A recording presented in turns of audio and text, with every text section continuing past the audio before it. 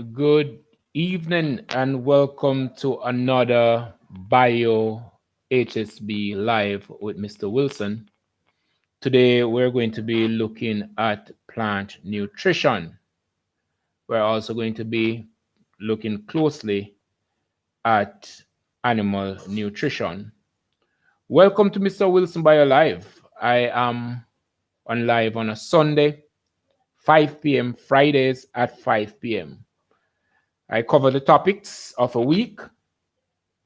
In some cases, it will be revision for many students, or for others, it will be like water to thirst.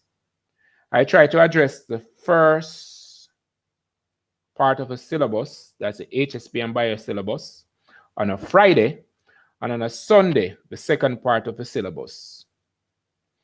We post the topics when the live is advertised, and as such, we expect to have persons who are ready and charged to be a part of the session. I ask that you watch my videos to the end and provide feedback where necessary. Please have others subscribe, and when you do, ensure to click the notification bell. This will ensure I continue to offer this service that many have come to like. If there's anyone or any company watching this program that wishes to be a sponsor or to donate to the cause, I, of course, will gladly accept to increase and improve the output. I have recently posted 3 new things to the brand. And this, of course, is our animation. We have had feedbacks from many students we have seen on the road. And in some cases where we were of the opinion that it was a walk in the park, there are some persons who are saying we're still having challenges. And for that reason, we went ahead and we did some animation. So there's an animation out there for active transport, an animation for passive transport. There is also animation for diffusion, animation for osmosis. And this morning we sent a test version of a new animation that we're working on. We'd ask persons to send us feedback as to what it is like. I got some feedback from some persons, but of course, we would love to have more feedback so that we can make better the product. Now, the animation for autotropes is a part of a bigger package. In that animation, we're going to be having autotrophic nutrition, uh, heterotrophic nutrition, saprophytic nutrition. We're going to be looking at photosynthesis. And of course, the process, we're going to give you the simulation for photosynthesis in animation. Pretty much the Jamaican way, the Jamaican style, the Jamaican diction, the Jamaican lingua as we would have it, or the Caribbean lingua. I want to welcome those persons who are online. I want to welcome those persons who are loaded and locked in and ready for the challenge that lies ahead. There are some persons out of Guyana who continue to be with us throughout the week. I want to say thanks, and I hope that you'll join us today or Sunday for the live. We also have some persons out of Trinidad who are always with us throughout the week, and we are really grateful for that. The watch time really counts, and of course, every click matters. Of course, the subscription is looking good. I must say thanks to all those persons who continue to assist us in promoting the channel. I must also say thanks to those persons who continue to give us feedback and to keep the fire ablaze. It's not easy work. You tend to be lonely at times. You're sitting in the studio alone and you're thinking, what can I put out? What is it that persons really want to see?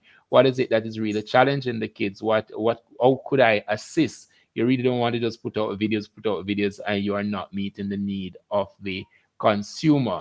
So great. I am challenging myself and I do the exam in June, knowing nothing about it.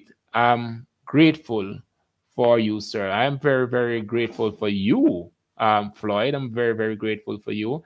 I do hope that we will see you. We're planning on having a mega session as a revision class as it gets closer to the exam. We're thinking about a location. We're thinking about those persons who want to come.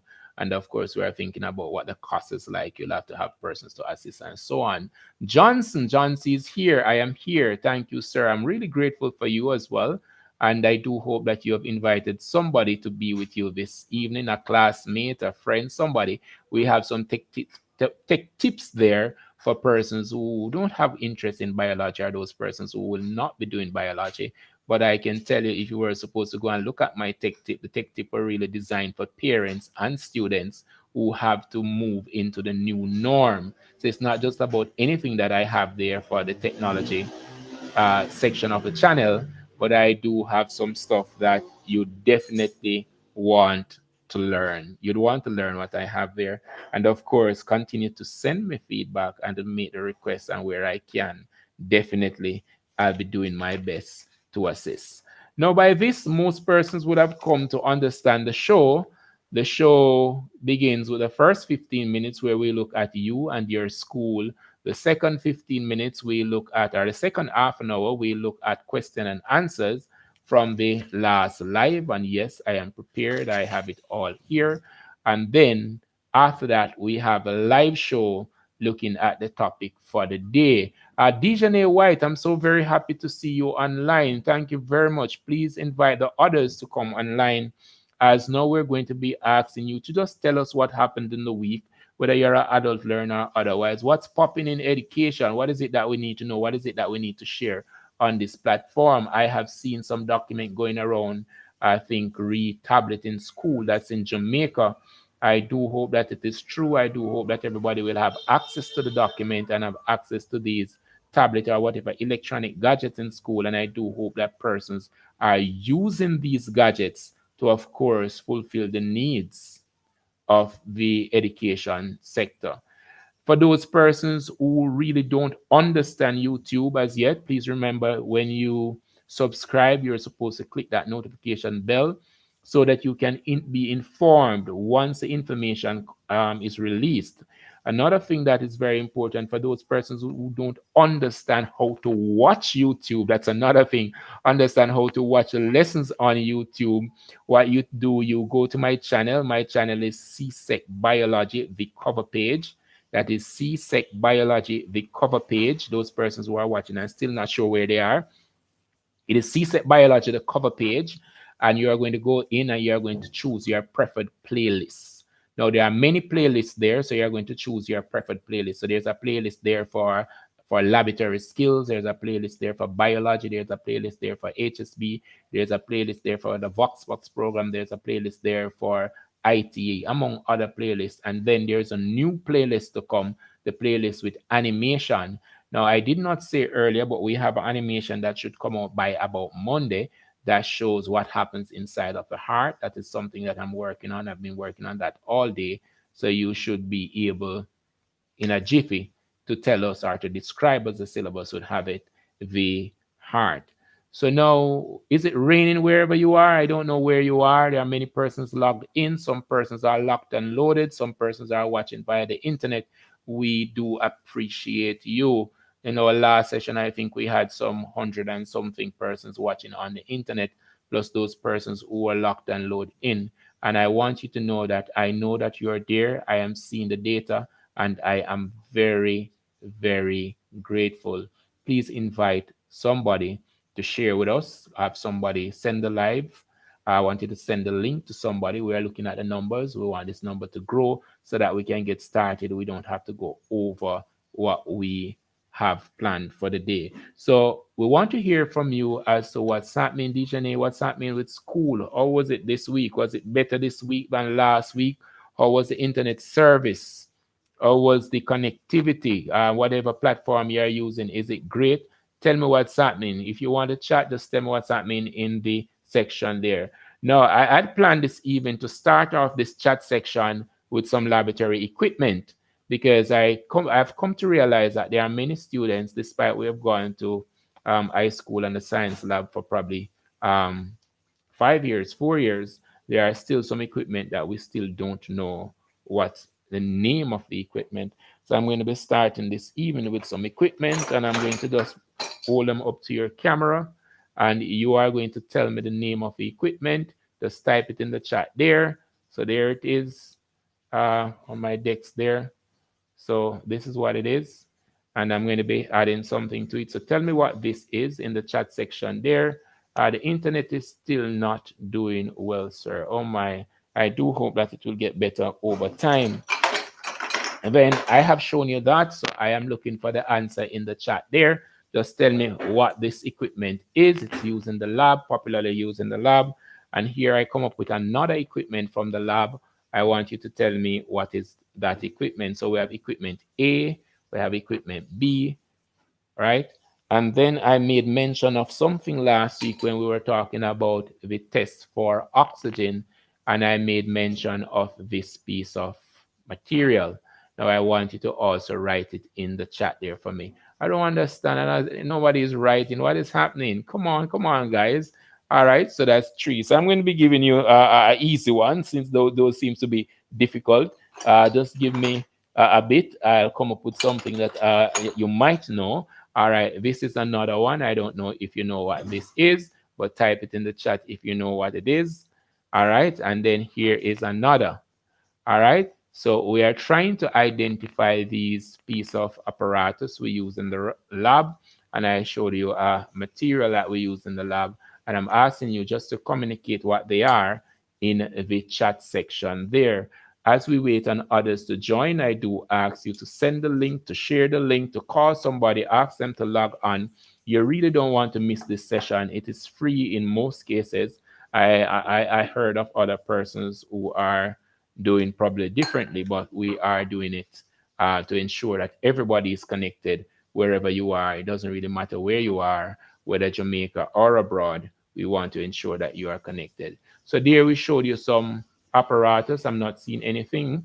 So this here is called a tripod stand. It's a tripod stand.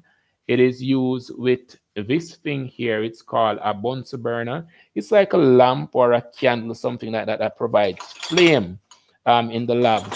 Then we have this, which is called a wire gauze, and the wire gauze is usually placed on top of a tripod stand. This is usually connected to the gas, and then right under here, we apply the flame. Something coming up. Good evening, sir. I'm doing HSB. That's fine. HSB, you want to be with me this evening because I'll be looking at nutrients, and I'll be talking a little bit about the difference there be with the biology versus HSB. So you are at the right place.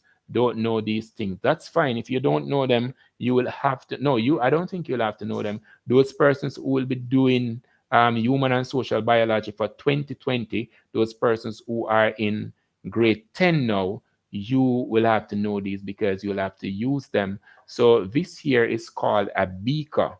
This is called a beaker. And it doesn't matter if you are doing HSB now, you should know them because guess what? I'm sure that there are lab questions on your paper. So this is called a beaker. And the beaker, they come in many different sizes. This here is what we call a wooden splint. And it is what we use to test for oxygen. We would light it, out it, and allow it to glow pretty much like a destroyer. And then we test. If it relights, then we think that it's a positive test for oxygen because oxygen should relight a glowing splint. Then what we have here is what is called a measuring cylinder. You would appreciate that everything that we do in the lab requires some amount of measurement. This is, of course, to measure volume. And you can find the videos for these on my channel. There are a whole lot of whole lot of videos there for labs. Now, these are what we refer to as test tube. The boiling tubes are a little bigger than these, and I'll be showing you how we use these as we go along. This is pretty much called a test tube rack. It is just used to hold a test tube. Some persons might say test tube holder and all of that, but there are a whole lot of names. There's some controversy over the thing I just showed you a while ago versus this thing. Some person call this a test tube holder, some persons call that a test tube holder, but this is used to hold the test tube, and that's pretty much a test tube rack we allow the test tube to rest in. All right, so I have some other thing here. These are some specimen jar. What we do, the preserves that we have in the lab, we have to have some little jars like these. So what we do, like if I were supposed to have a millipede or something like that, I'd place the millipede in this, trying not to harm any life. Remember, animal safety, animal rights. That yeah. So we'd have specimens in this so that we can show those to come. So we don't go around and just keep killing because we want to know what something looks like. All right, and then we have these. We have these. Now, this is a glass funnel, and I think I'm going to be starting my lesson with the glass funnel. And this is what we refer to as a conical flask.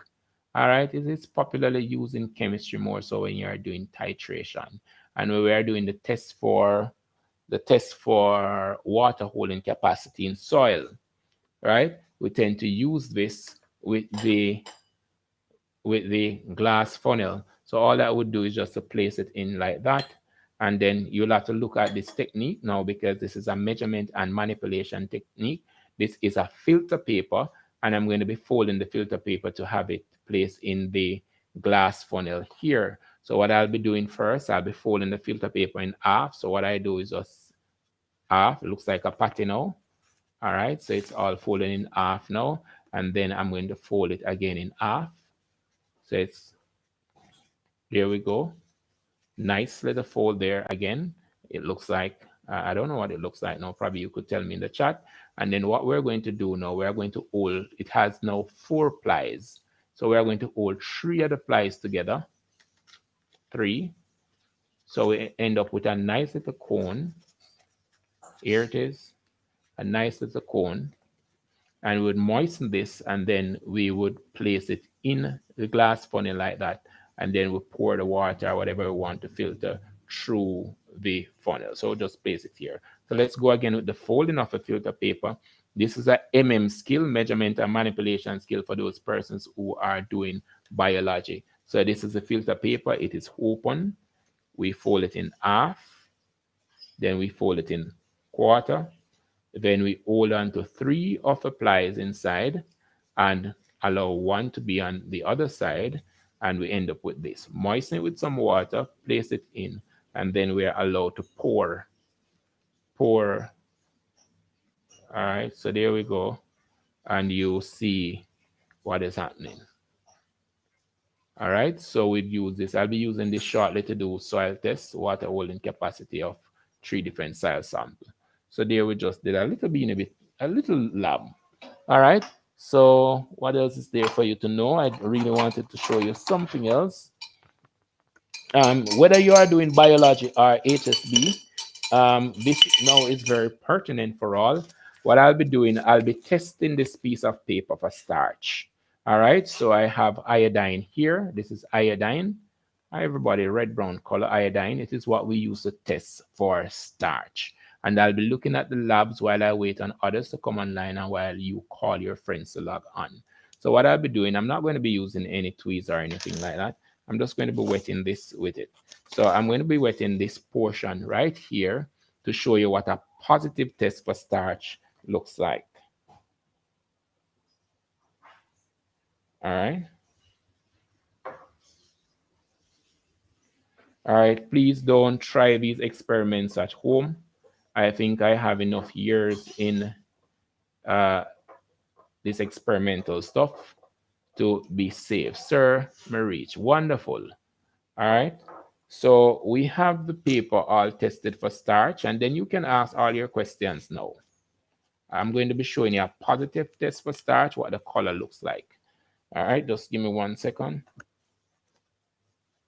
All right, so you can see the paper now. See the color? All right. Tell me what color it is in the chat. Please tell me in the chat what color it is. What color you saw? Some person saw blue. Some person saw blue, black. Oh, blue, black. What color did you see? Want me to show it to you again? I'll show you. All right, so this is the paper. What color are you seeing on the paper? What color it is? I just tested the paper for starch. What color are you seeing? Just communicate it in the chat for me. Sir T, the child of dark purple. All right, that's what you saw.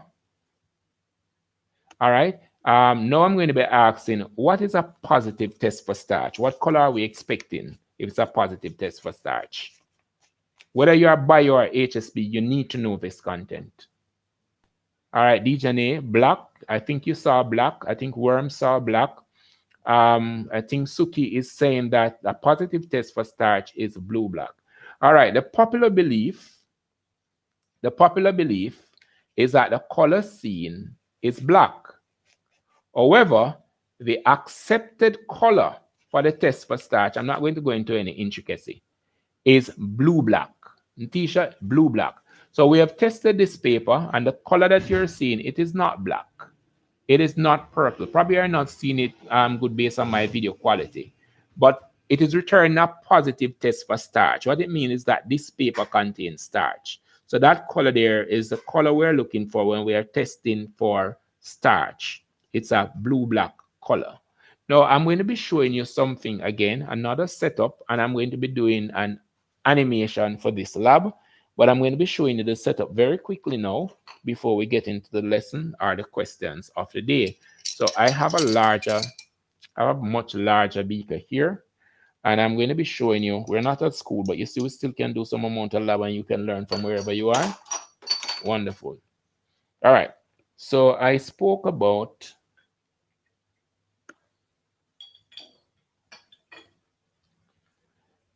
the glass funnel. So we have a glass funnel. We have a test tube. We have a wooden splint. And what we want to test for now, we want to test something that is on the biology syllabus. This test is for the biology syllabus. And what we're going to be testing, I won't be doing the entire test. I'm just going to be showing you the setup. So the setup is that we are going to, this is the beaker. Could use a smaller beaker, and we could use a bigger glass funnel. So what we're going to do, I'm going to be using this piece of paper as it were. I'm going to be using it like a water plant. So I'm going to be placing it in the beaker, and it represents a water plant. And then I'm going to be covering the water plant with this part of a funnel. So it is all covered there. I hope you can see it. So it's all covered there. And then I would have water inside of the beaker here. And then on top of the glass tube, on top of the glass funnel, I would have a test tube all immersed in water. Now with the light energy reaching the plant, what would happen is that it would start giving off some small bubbles. Some small bubbles would start going up. And based on your knowledge of photosynthesis, it should suggest to you that these tiny bubbles, they actually represent the oxygen that is given off as a product of photosynthesis. So this is what the setup looks like. The only thing that is missing here is the actual water plant and, of course, the water. Now, to test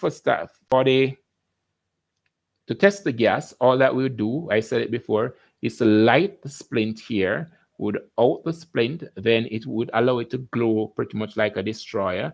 And then we would take out, we would just take out the test tube, ensure that we lower and into the water, and would cover it pretty much with our thumb like this, turn it up. The gas would have been trapped inside, and then we would just release it. And if there's oxygen inside, then of course we'd have a blaze here, because the oxygen, of course, would aid in combustion. So start the fire again. All right, enough said there. Is there any question we have on these labs? All right, good. So if we have no question on those labs, we're going to go right into the recap of the lesson. We are still in the section where you should be telling me about your week. I have 6 minutes in that period, but I am going to be going right into the questions that should provide a review of last week. So I'm going to be asking, and this is for everybody, I'm going to be asking you to distinguish among autotrophic, heterotrophic, and saprophytic nutrition. Now, what I want you to do, if you can't answer the question, just type C in the chat. If you can't answer that question, type C in the chat. Distinguish among heterotrophic, autotrophic, and saprophytic nutrition. We don't want to hold up the time. So if you can't answer it, just type C in the chat. Distinguish among autotrophic, heterotrophic, and saprophytic nutrition.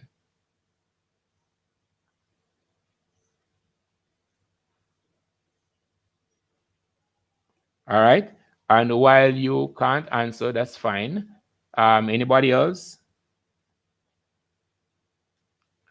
I want you to now state for me the worded equation for photosynthesis. Both bio and HSB student should know both worded equation and the chemical equation. So I want both set of persons to tell me about the equation, the worded equation for photosynthesis.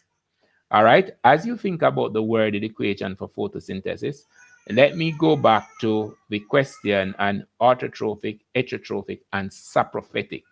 Now, the video we released this morning is supposed to cover that nicely as a simulation. Now, autotrophic nutrition refers to those organisms we call autotrophs that are able to make their own food. It doesn't mean they can cook their own food or them spend their own money. That is not what it means. We're looking at organisms like plants and some bacteria that are able to use the light energy from the sun to convert simple inorganic substances such as water and carbon dioxide into organic substances like glucose, protein, fats, all of these things. All right. So that's what we're looking at. The autotrophic nutrition, the autotrophs, they are able to convert, let me put it simple, they are able to convert water and carbon dioxide into glucose, as it were, for the equation. But your syllabus wants you to know it by talking about simple inorganic. So when you talk about carbon dioxide and water, you should be talking about inorganic substance. When you talk about glucose, carbohydrate, and those stuff, you should be talking about organic substance. It's very important that you understand these words. Now, the plant or the bacteria having been able to make their own food. Now, there's another set of organisms that rely on them to get food. And this now is going to be very, very important. All right, I like your equation. I soon get to that. There's another set of organisms now that must rely on the autotrophs. So now I'm going to be taking it down a little bit and tie in HSB in this content. So in HSB, they want you to understand these feeding relationship. They want you to understand about the producer, the consumer. So we're talking now a little bit about the food chain and the food web. So we're going to talk about producer. Then we are going to be talking about herbivore, carnivore, and omnivore. So let us talk about these right now for those persons who are doing HSB. Bio students also need to know this. The syllabus intercepts here. So the autotrophs, they are called producers on the food chain. If it's a food web, they are also at the base of the food web. They are called producers. They are the organisms that are able to capture that sunlight using their chlorophyll in order to make the organic compound glucose. So we talk about producer here, and we are saying that the producers and the autotrophs, they are pretty much the same thing. Then we are talking about now heterotrophs. Now, heterotrophs are organisms that rely on other organisms for food. Yeah, like you and I. Now, under heterotroph, we can also find parasitic nutrition or saprophytic nutrition. But as it were, for your syllabus doesn't want us to look at it like that. They want us to look at saprophytic nutrition, heterotrophic nutrition, and autotrophic nutrition. But let me talk a little bit more about heterotroph as I zero in for the HSB students. Remember, when we construct a food chain begins with a producer. After that producer, we are going to have what is called a consumer. To be specific, we are going to be having a herbivore. Herbivore are organisms which feed on plants only. Like, tell me some herbivore you know. All right, I'm coming to the chat. Herbivores that you know. You want to type in the chat there some herbivores that you know? Okay, DJ White is saying carbon dioxide plus water, light chlorophyll gives you glucose and oxygen. Wonderful. The worded equation. We did not ask for the chemical equation because of the balancing and all this writing. I don't know you'd be able to do it in the chat here. Natisha Francis, autotrophic is when organisms make their own food while heterotrophic depend on others for food. And these messages are coming a little delayed because of the service. Now, Natisha, saprophytic feeds on dead and decaying matter. These are so correct. Cooper, cow, very good. A cow is a herbivore. Same for a goat and a sheep. All right? They eat plants only. Now, after we would have had our producer, one, then we have the herbivore. Then what is going to come next? Goat, donkey. Very good. Goat, donkey. Yes. Person's waking up. I'm loving this now. Good. So after we would have had the producer for the food chain, the next thing we are going to have is our herbivore, which is, of course, a consumer. Then, after we have the herbivore, which organism feeding type comes next? Is it the carnivore or omnivore? So we have producer, we have consumer in the form of a herbivore. What comes next? Is it a carnivore or omnivore? Talk to me. Which of these organisms would come next? Would it be carnivore or omnivore? We started off with a producer. Okay, so Robertson is saying that it could be both. All right, could be both. I'm not too sure if I understand Cooper, but let me try and see if I could go there. Carnivore. All right, good. Carnivore. Very good. All right, of course it could be both. It could be, of course, omnivore. It could be an omnivore. Of course, it could be an omnivore. But in most cases, we are not seeing omnivores on food chain. And I'm going to tell you why we're not seeing omnivores on food chains.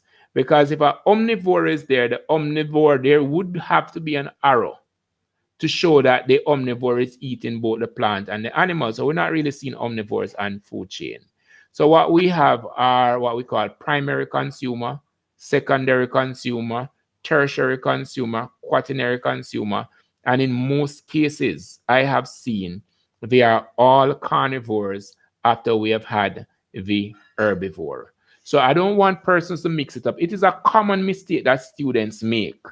Herbivore, carnivore, omnivore. You can't say it's an omnivore unless the diagram is indicating that it is an omnivore because it is feeding on both plants and animal. And that's why I gave you that. All right. So remember that heterotrophic nutrition is a wild thing. But the heterotrophs, as they are called, they are depending on other organisms for food. Let's move into saprophytic nutrition. And this is just recapping. Saprophytes, as they are called, They feed on dead and decaying organisms. Dead and decaying organisms. And they tend to digest their food on the outside and then they absorb it. All right. So what they tend to do is to break down organic compound into simpler substances and absorb the nutrient. Are you clear on that? Now I have to give you an easy one. You were good just now. So tell me what's the site for photosynthesis? What is the site for photosynthesis? So we have the worded equation. I do hope that I made some sense. I'm going to be putting out a video that deals with the heterotrophic, autotrophic, and saprophytic nutrition. You got the test video this morning. We're going to be putting out the complete video short. You have looked at the worded equation for photosynthesis. Now, you're going to tell me, hello, sir. Hi. Forest Beauty Academy. Hi, how you doing? Happy you're here. All right, good. So here we go. I want you to tell me about the site for photosynthesis in the plant.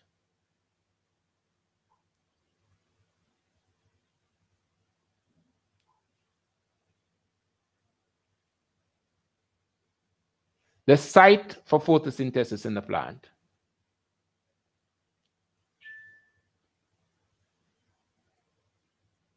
All right, Forrest, we have seen you. We have seen you.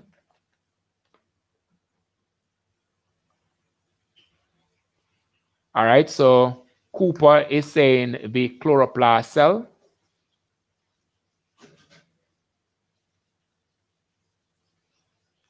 Is there any other answer?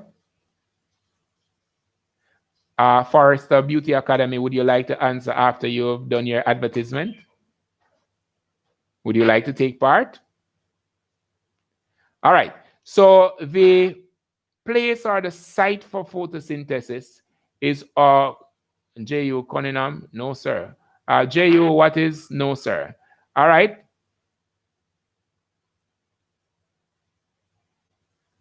Chloroplast, another chloroplast answer there. Yes, it's always going to be. So the site for photosynthesis is always going to be the chloroplast, and the chloroplast is located in the cell. Now, the next question on my paper, I want you to tell me how the plant got the raw material for photosynthesis. Remember when we looked at the equation can be divided into three parts. This is for both HSB and bio students. Three parts. So the first part is the raw material. That middle part where we have the chlorophyll and sunlight, that is a condition. And where we have the glucose and oxygen, that's the product. Now, what I want you to tell me is how the plant got the carbon dioxide and the water as raw material. How the plant got that? Anybody want to tell me? How the plant got the raw material for photosynthesis? So the plant is standing in one place and it's carrying out photosynthesis through osmosis and diffusion. You want to be a little more specific for me? What is diffusion? What is osmosis? Also tell me, what is it that it obtains by diffusion? What is it that it obtains by or from osmosis? Come on, guys, this is recapping. Remember we did this last week. All right, so the question is, I want you to tell me how the plant gets the raw material for photosynthesis. JU is saying by osmosis and diffusion. So what is it that it's getting by osmosis? What is it that it's getting by diffusion? What is it getting by osmosis? What is it getting by diffusion? Let me see what it says here in the chat. All right, carbon dioxide from the air into the leaves through diffusion. All right, Cooper coming on very strong there, JU. Cooper, water is absorbed from the soil, but what process that water get into the plant? Remember this process, we're tying in all that we've learned into what we're doing. We're not going to throw anything away. As we go, we're going to put in those little stuff that we have learned. So, of course, it's always going to be by osmosis. The water coming up from the plant root there is going to be by osmosis. while the ions coming up from the plant root is going to be aided, of course, by active transport. We are doing well. There are some persons who are not so happy. They are a little fearful of putting in things in the chat. Remember, that's fine. This is a learning community. When you get it wrong, it's better for me because I get an opportunity to ensure that you're right before you leave. All right, so don't be afraid to put things in there that is not so correct. We are good on that. Now, name the source of energy for the process of photosynthesis. All right, Kevin Mackenzie, carbon dioxide gets into the plant by diffusion. Wonderful. So those persons who have answered this question already, I want you now to answer this question again, and this is for both bio and the HSB student. Name the source of energy for the process of photosynthesis. The source of energy, where the plant get this energy from to carry out the photosynthesis, or carry out the process of photosynthesis. All right, Cooper is saying sunlight. Is there any other answer? Sunlight. Do we have any other answer? Cooper, if I were supposed to say it's a heat energy from the sun, would I be wrong? Natisha is saying sunlight. If I were supposed to say it's a heat energy, would I be wrong? Yes or no?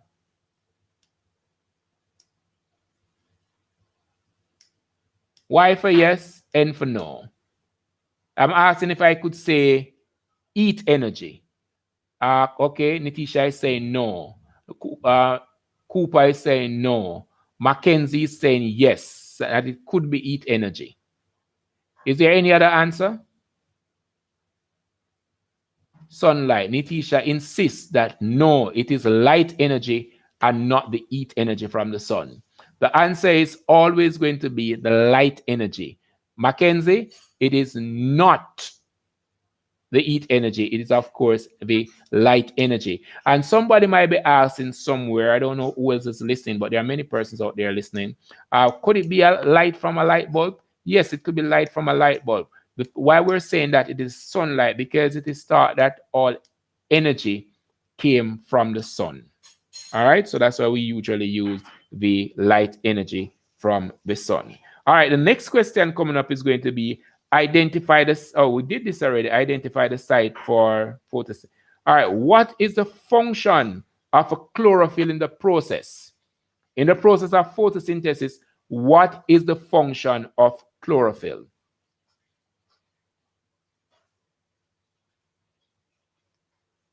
The process of photosynthesis, tell me what is the function of chlorophyll?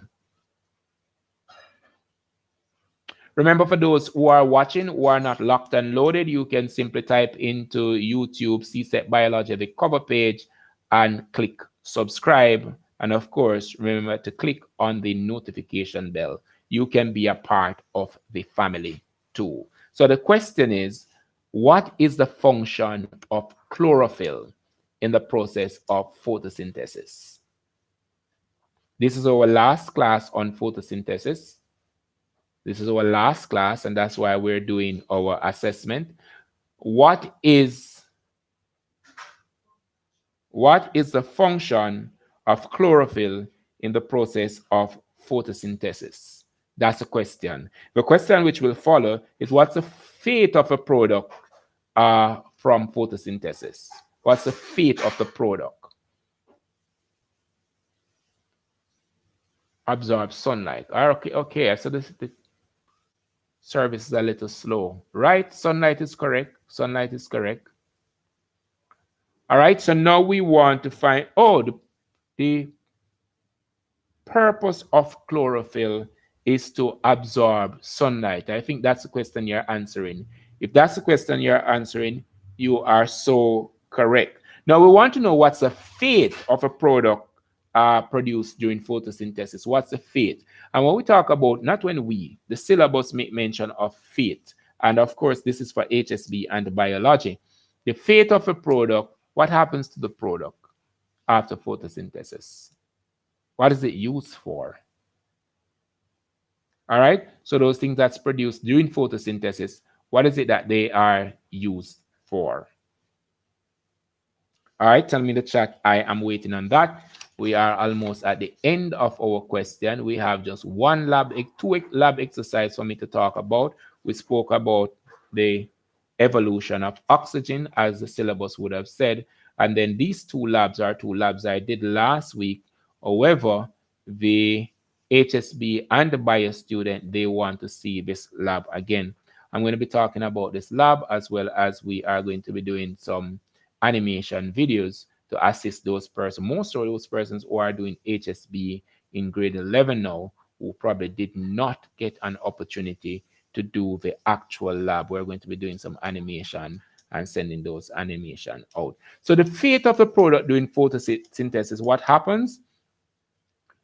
Oxygen is released into the environment through diffusion and is used for respiration. It doesn't get more accurate.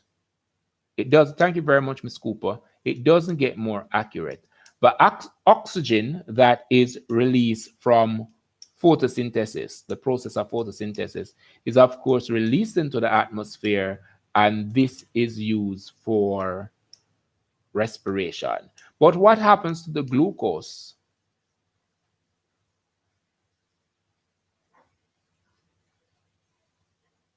What happens to the glucose? Now, the glucose is used, some is stored for future use. And of course, it is used, other plants, other organisms, of course, would consume this food made by the plant for their life processes. All right? That's just one of the answers you can get from that. There are many other answers you could get. Remember, you can check your textbook. All right? So the glucose that is produced, of course, is converted to starch and stored in the leaf as starch. There are other organisms that feed on the starch or depend on the starch to be alive, like, of course, the heterotrophs, right? And of course, the autotrophs themselves would be using some of this food made from photosynthesis for themselves to keep themselves alive. All right, so I want to look now at, it's probably three labs that is on both the biology syllabus and the HSB syllabus. I think everybody know what these three labs are because I've been saying them so often. All right. So one, we want to look at the tests for starch, and we did that just now. It's just to apply. I mean, you have to watch a video to have the entire detail of the test I did on starch. Other than that, I could just do the simulation I did just now. What the syllabus also wants us to look at, of course, to determine if chlorophyll is needed for photosynthesis. I showed you that last week. And to do that, what we use is what is referred to as a variegated leaf. This is a green and white leaf. And you usually have a lot of hibiscus variegated leaf. And what happens is that the white area of a leaf is said not to contain chlorophyll, while the green area contains chlorophyll. So when we test the leaf for starch to see if chlorophyll is needed, what usually return is that the green area will return a blue-black color, as I showed you earlier on in this broadcast, and the white area of the leaf would, of course, take the color of the iodine, which is red-brown. So if you want to know if chlorophyll is needed for photosynthesis, yes, it is needed. We have seen it in the equation, and we have seen it when we tested that leaf, that lab I have online. Check my channel. We would have seen it that there is no starch stored in the white area of a leaf. Now, I looked at the syllabus just before I came on, and I realized that the syllabus is talking, they're questioning, they want us to check for starch or reducing sugar. All right, you know that reducing sugar will return a brick red if it is positive. However, it's a little longer test than the starch test. Now, one might ask, what is reducing sugar? Glucose is reducing sugar. Glucose is reducing sugar. And usually, I said this, I think, last week, onion and scallion, they would contain reducing sugar and not starch. So I would be testing the hibiscus leaf for starch. The onion and the scallion, they would be storing reducing sugar in their leaf and not starch. Remember, I told you that. the syllabus did ask us to test for reducing sugar or and starch for photosynthesis. I guess I looked at the syllabus and I saw it. The other thing that we want to look at, recap, we want to determine uh, if light is needed for photosynthesis.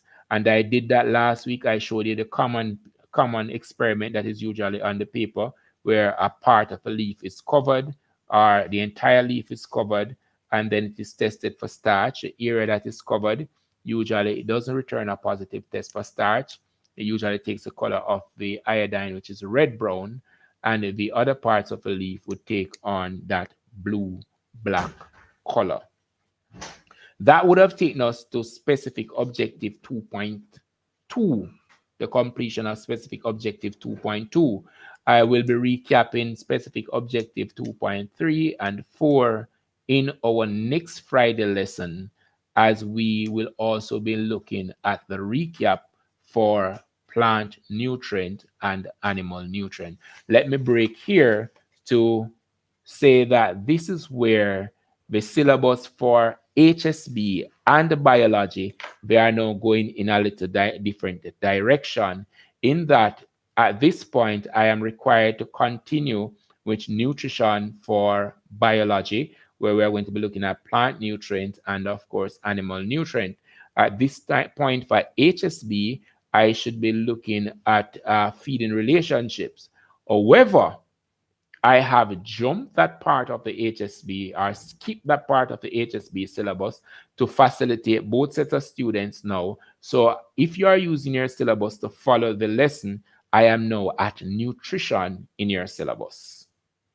So if you're following, to ensure that I am covering the content for both set of persons, both the persons who are doing HSB and the persons who are doing biology, I have actually skipped some specific objectives on your syllabus to ensure that you are a part of this lesson.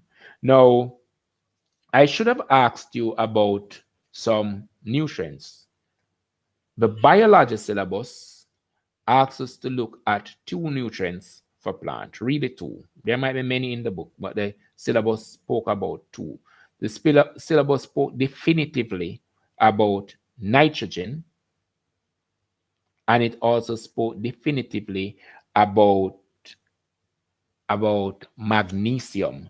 Now, magnesium is needed for chlorophyll. Magnesium is actually a part of chlorophyll, while nitrogen is needed for protein, to make protein in the plant. Now, what is the deficiency of these like? One might be asking, what is deficiency? Now, when you touch disease for either of the subject, the by our HSB, deficiency disease is one of the diseases that you will have to look at. And what it means is that you are lacking something in your diet. You're lacking something in the nutrition, in your nutrition.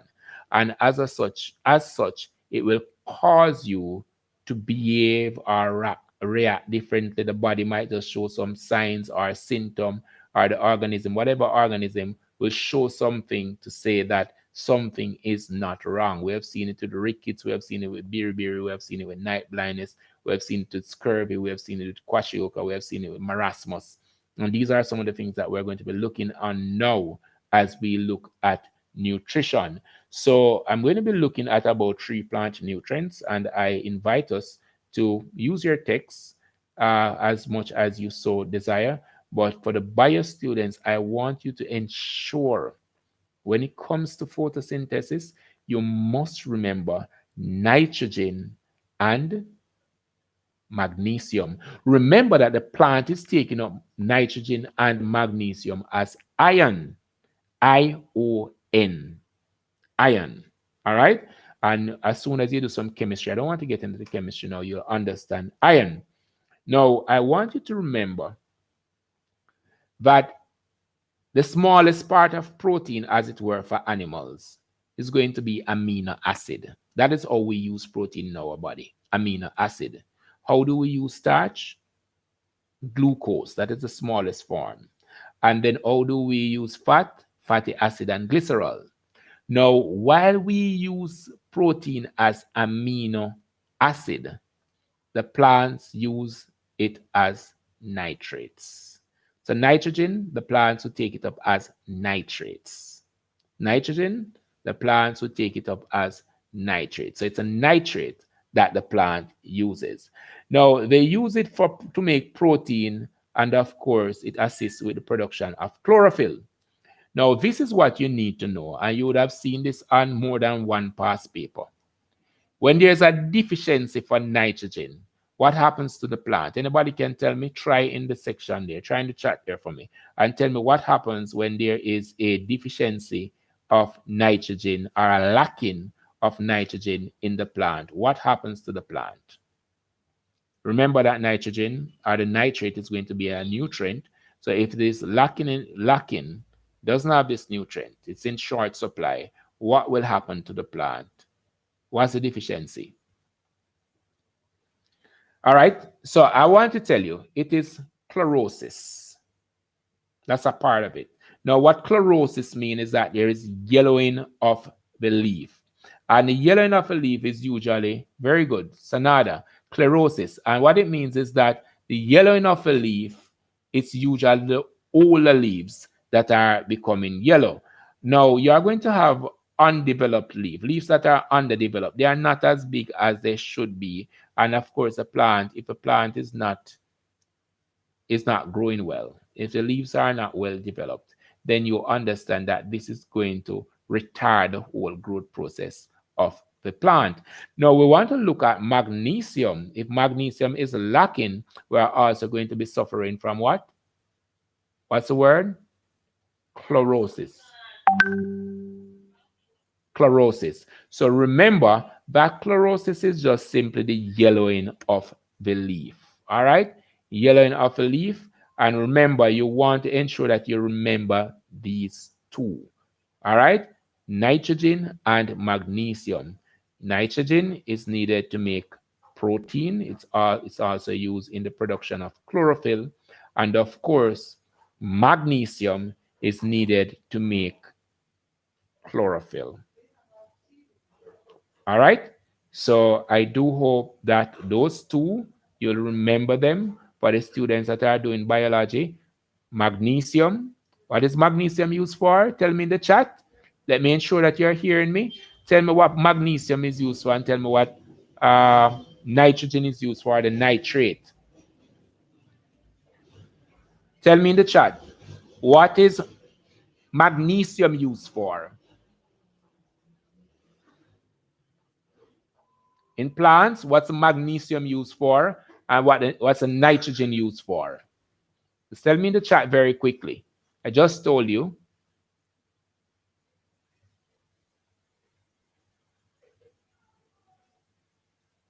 So the nitrogen is used for plant growth. Sanada, please don't just type chlorophyll. Don't just type chlorophyll. Remember that we're having a log in the conversation. So if you want to say magnesium to chlorophyll or nitrogen to chlorophyll, whichever one, type it that everyone can understand. Not everyone will understand what you're typing, that short answer thing there. All right. So I'm going to be putting a wrap there on plant nutrient. Of course, there are many other nutrients you could look at, but I wanted to zero in on those for the syllabus, those that are explicitly stated in the syllabus.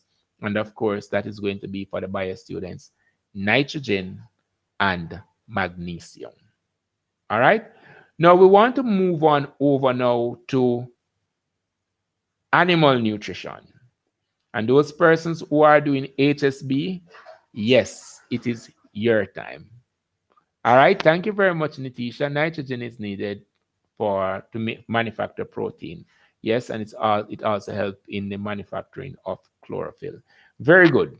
So we are over now by animal nutrients, animal nutrition, heterotrophic nutrition, and to be specific, the heterotrophic nutrition that we're talking about is one that is referred to as holozoic nutrition.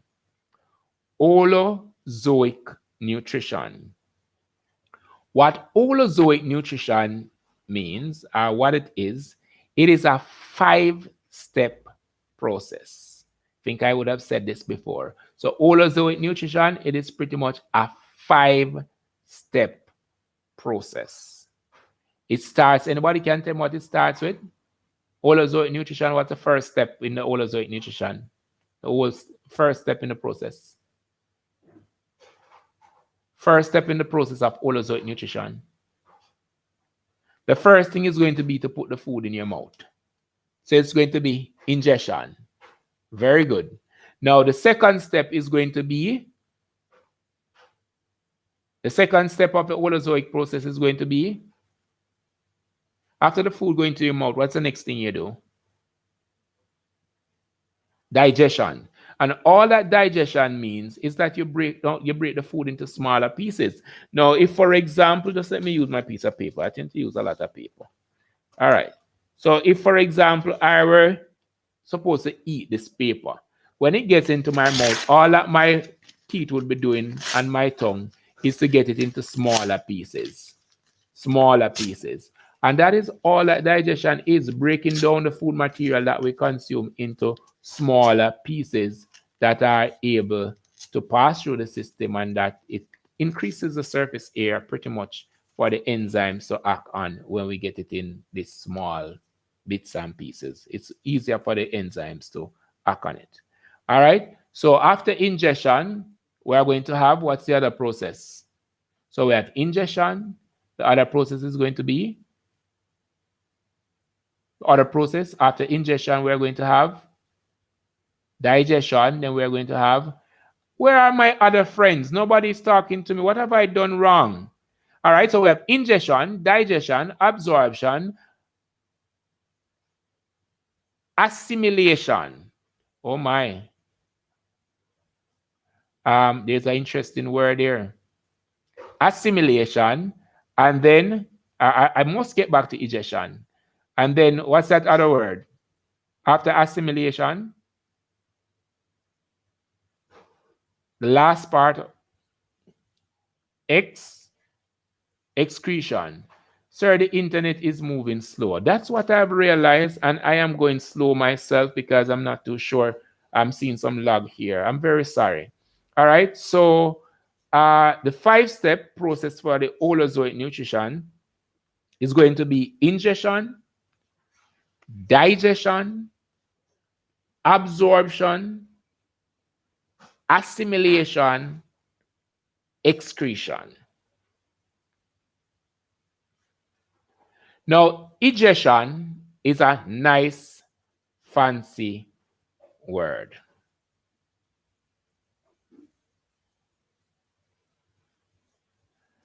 Now, ingestion is, of course, the removal of undigested food from the body.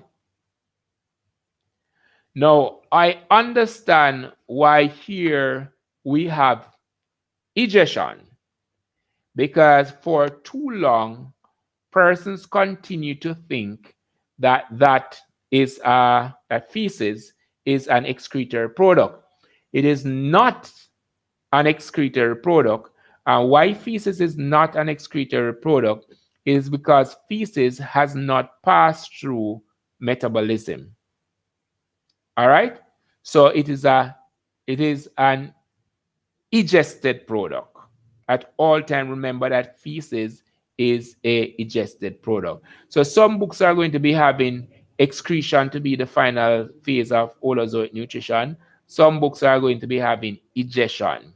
If it says ingestion, it is speaking, I think, directly to feces, the removal of feces, undigested food. All right, thank you very much. So we move on. I think the HSB students are going to be loving this now, to what we refer to as a balanced diet. What's a balanced diet? What's a balanced diet? Can you help me with that, anyone? What is a balanced diet?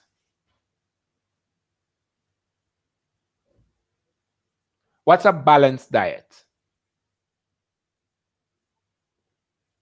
All right, so a balanced diet is a diet that contains food from all the food group in the right proportion. A balanced diet does not mean that you are going to have 10 protein, 10 carbohydrate, 10 fat, 10 vitamins, and 10 mineral. That is not what it means. It means that you are going to have just the proportion that the body needs. And one will appreciate that a man who is working on a farm or on a construction site, his diet is going to be somewhat different. Which brings us to that single word, diet. Diet is just that which you eat. Your daily intake of food is considered to be your diet. All right? So, Adiplus, food from all food groups in the right proportion to maintain healthy weight and growth. All right? That is a very, very good definition for a balanced diet. So remember, now we have to talk about the food groups. We spoke about a diet being food from all the food group in the right proportion. What are these food groups? Can you list them in the chat for me? All right. Bear in mind that the food groups, they are going to be in macronutrients, micronutrients. We are going to be having water as well. Yes, water. And we're going to be having rough edge or what we call fiber. So we have fats and oil, we have staples. Vegetables. Interesting. Continue. All right, let me help you. Start by naming the macronutrients first. All right, so we have fats and oil, legumes, vegetables, staples. Continue. Fruits. I see where we're going. All right, so now that we look at the food group, could we narrow this down to the nutrient requirement? What are we looking for from this food group? So we are looking for carbohydrate, we are looking for protein, we are looking for fat. What is that we hope to obtain from all this fancy stuff that we're eating? The foods, a lot of things have been listed here. And of course, they are pretty much in line with what we call a food group.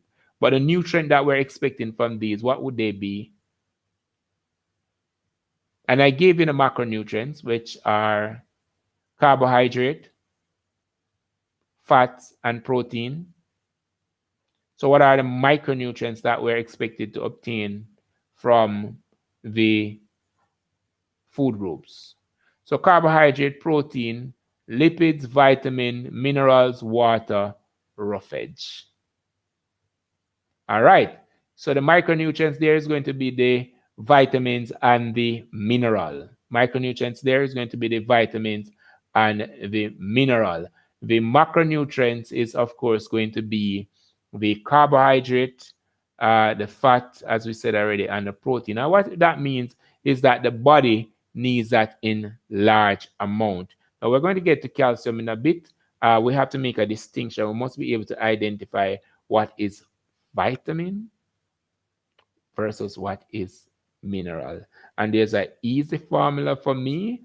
The vitamins are usually in letters A, B, C, D, E, K. And of course, the syllabus wants us to look at fat-soluble vitamin and water-soluble vitamin. We're going to get there. While the mineral, they are usually in line with the elements from the periodic table. The calcium and the phosphorus and all of those stuff, magnesium, iodine, and so on. So that is a very easy way for me to remember what exactly is the vitamin and what exactly is a mineral. So the mineral, they have these long names. They are usually from the periodic table. Vitamin, they tend to have some letters, right? You have a whole lot of B's and so on. But the vitamin B that your syllabus wants you to know is vitamin B1. The vitamin B that the syllabus wants you to know is vitamin B1. Remember that. So don't go studying all the vitamin B. The vitamin B that the syllabus wants you to know is vitamin B1. All right, very good. Let's move on. We're going to be looking at the macronutrients first, right? And this is for everybody, both HSB and biology. So the macronutrients, list them again for me. Let me see if we're on the same page. Just three of them we have. What are the macronutrients? Macronutrients, what are the macronutrients? Just list them very quickly for me. Macronutrients. Internet's a bit slow. All right. So the macronutrients, of course, Robertson, they are going to be carbohydrate, fat, and protein. Now we want to stop very quickly at carbohydrate and chat a little bit about carbohydrates and move right along. Now, my question to you, what is our source of carbohydrate? Both syllabus want us to know that. Where do we get carbohydrate from? Very quickly, carbohydrate, I'm just talking about carbohydrate now. Where do we get our supply of carbohydrate from?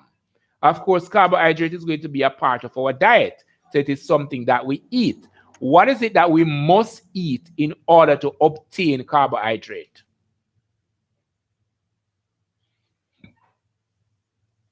All right, starchy foods and sweet. Sanada, starchy food and sweet. What are starchy foods? What does that mean?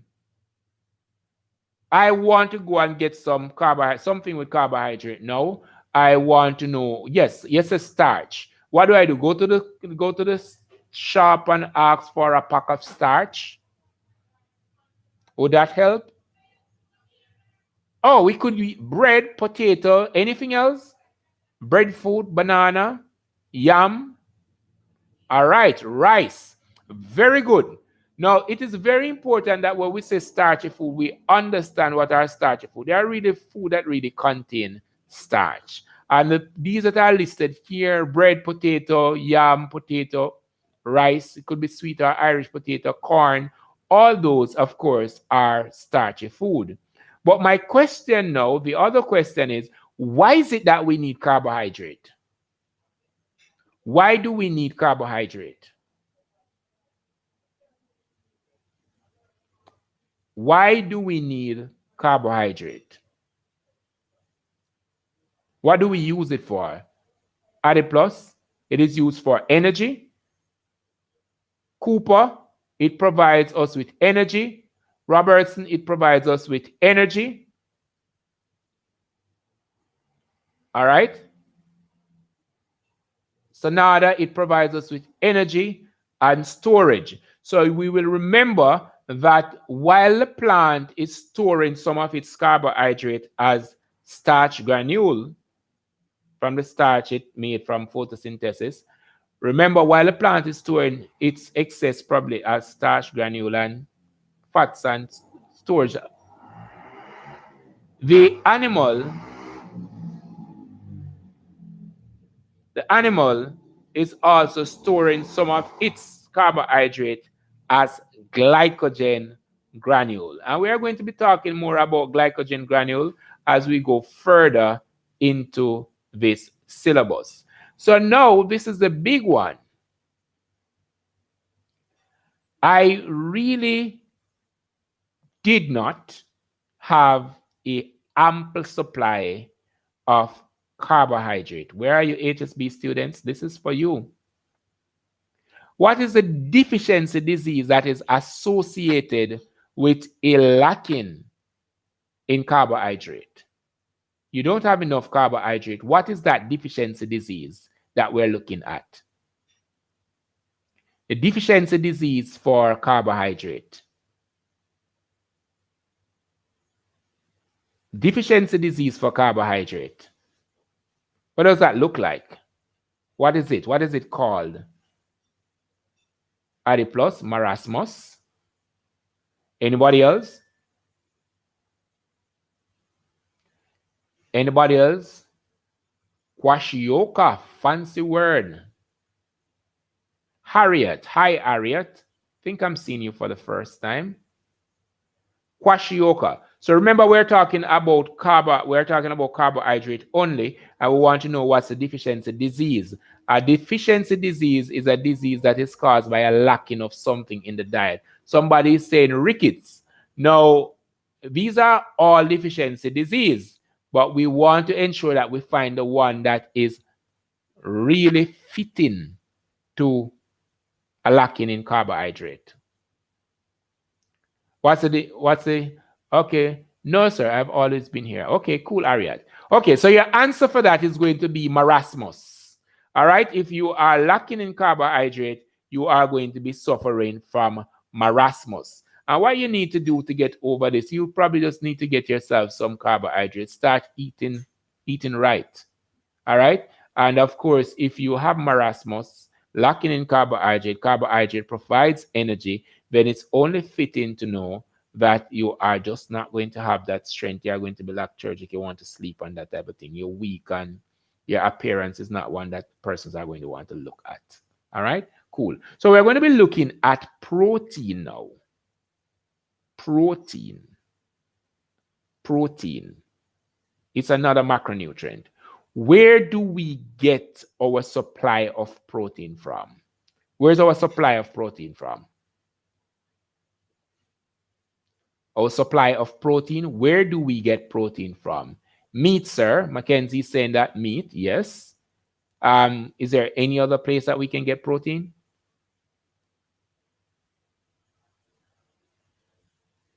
Meat, peas, beans. All right. And legumes. Okay, cool. Tanisha. Oh, beans and peas are going to be legume, plant source. Cooper, please be careful with that blanket answer. We want to ensure that there are a lot of things that we get from plant. All right, because we could think about what we got, what we're getting from vegetable and so on. So plant source, Cooper, you are going to leave here today not with plant source, but you are going to leave here with legumes. So you're going to use that word instead of plant source. For the protein supplied by plant, we're going to talk about the legume.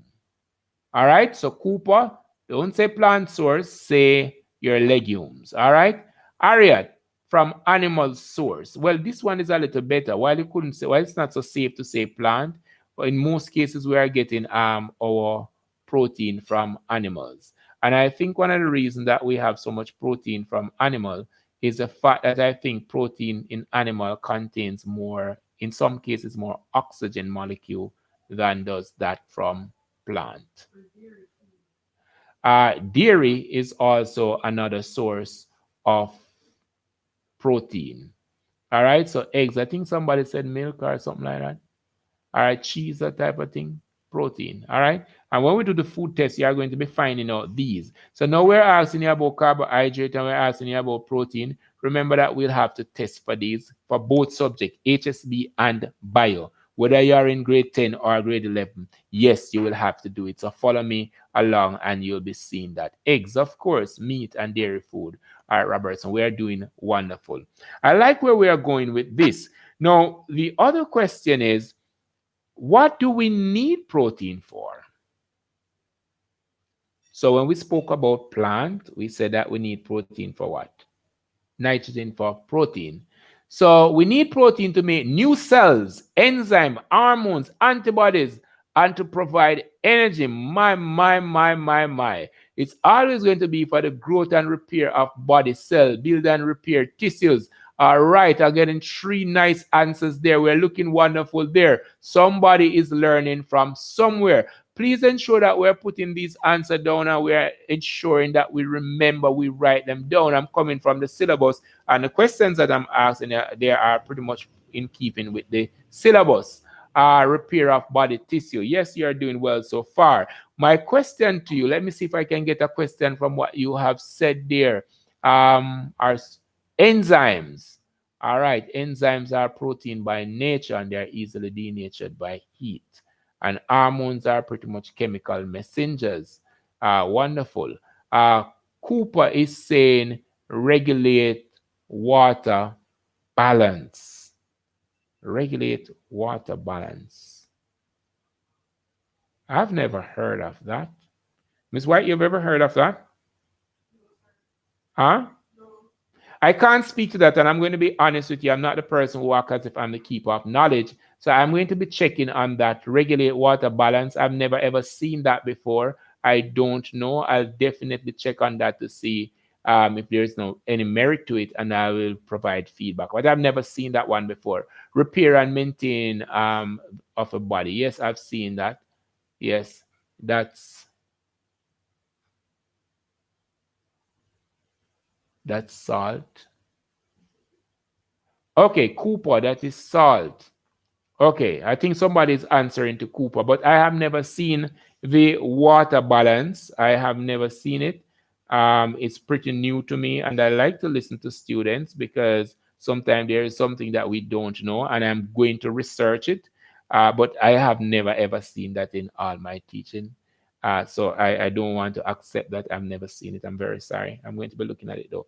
All right, we want to move on, but before we move on, we must look at the deficiency disease, more so for those persons who are doing human and social biology. So, if you have a deficiency disease for protein, what is it called? The deficiency for protein, what is it called?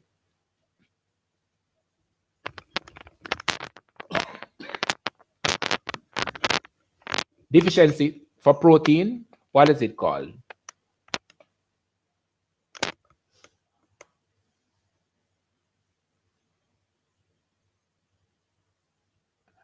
The KW word, so. All right. Anybody can tell me what is the KW word for the deficiency for protein? Kwashioka.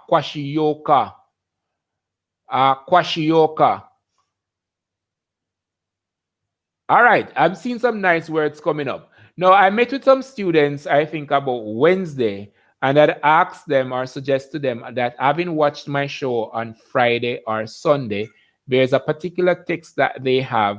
I asked them after the show to go to whatever part of the text that we would have covered and answer those questions. That is going to help you to see how much you retain, one, and it's also going to help you to see how spot on I was in the live. Now, if I'm in line with the textbook that you are using, then you understand that the textbook and I, we are both in line with the syllabus. Yes, it's correct for Kwashioka. Now, I want you to get for yourself a photograph of someone that is suffering from marasmus and someone that is suffering from Kwashioka. We're going to be moving on to fat. Fat. And this is one that I like as an environmental science teacher because I like to talk about the polar bear and talk about the whales and the animals in the polar region and all of that. Where do we get our supply of fat from? Lipids, fat, lipids, fat. Where do we get our supply of fat from? The supply of fat. All right, nobody wants to be fat, right? But everybody eats some amount of margarine or butter. We continue to cook with oil and all of that. Stored carbs. All right, so the excess carb is converted into fat. Yes. We get some from peanut. We get some from meat. Yes, we get some from butter. We get some from vegetable. Those are all correct. Yes. Yes. Now, what I want us to do is that to remember the nutrients as you eat,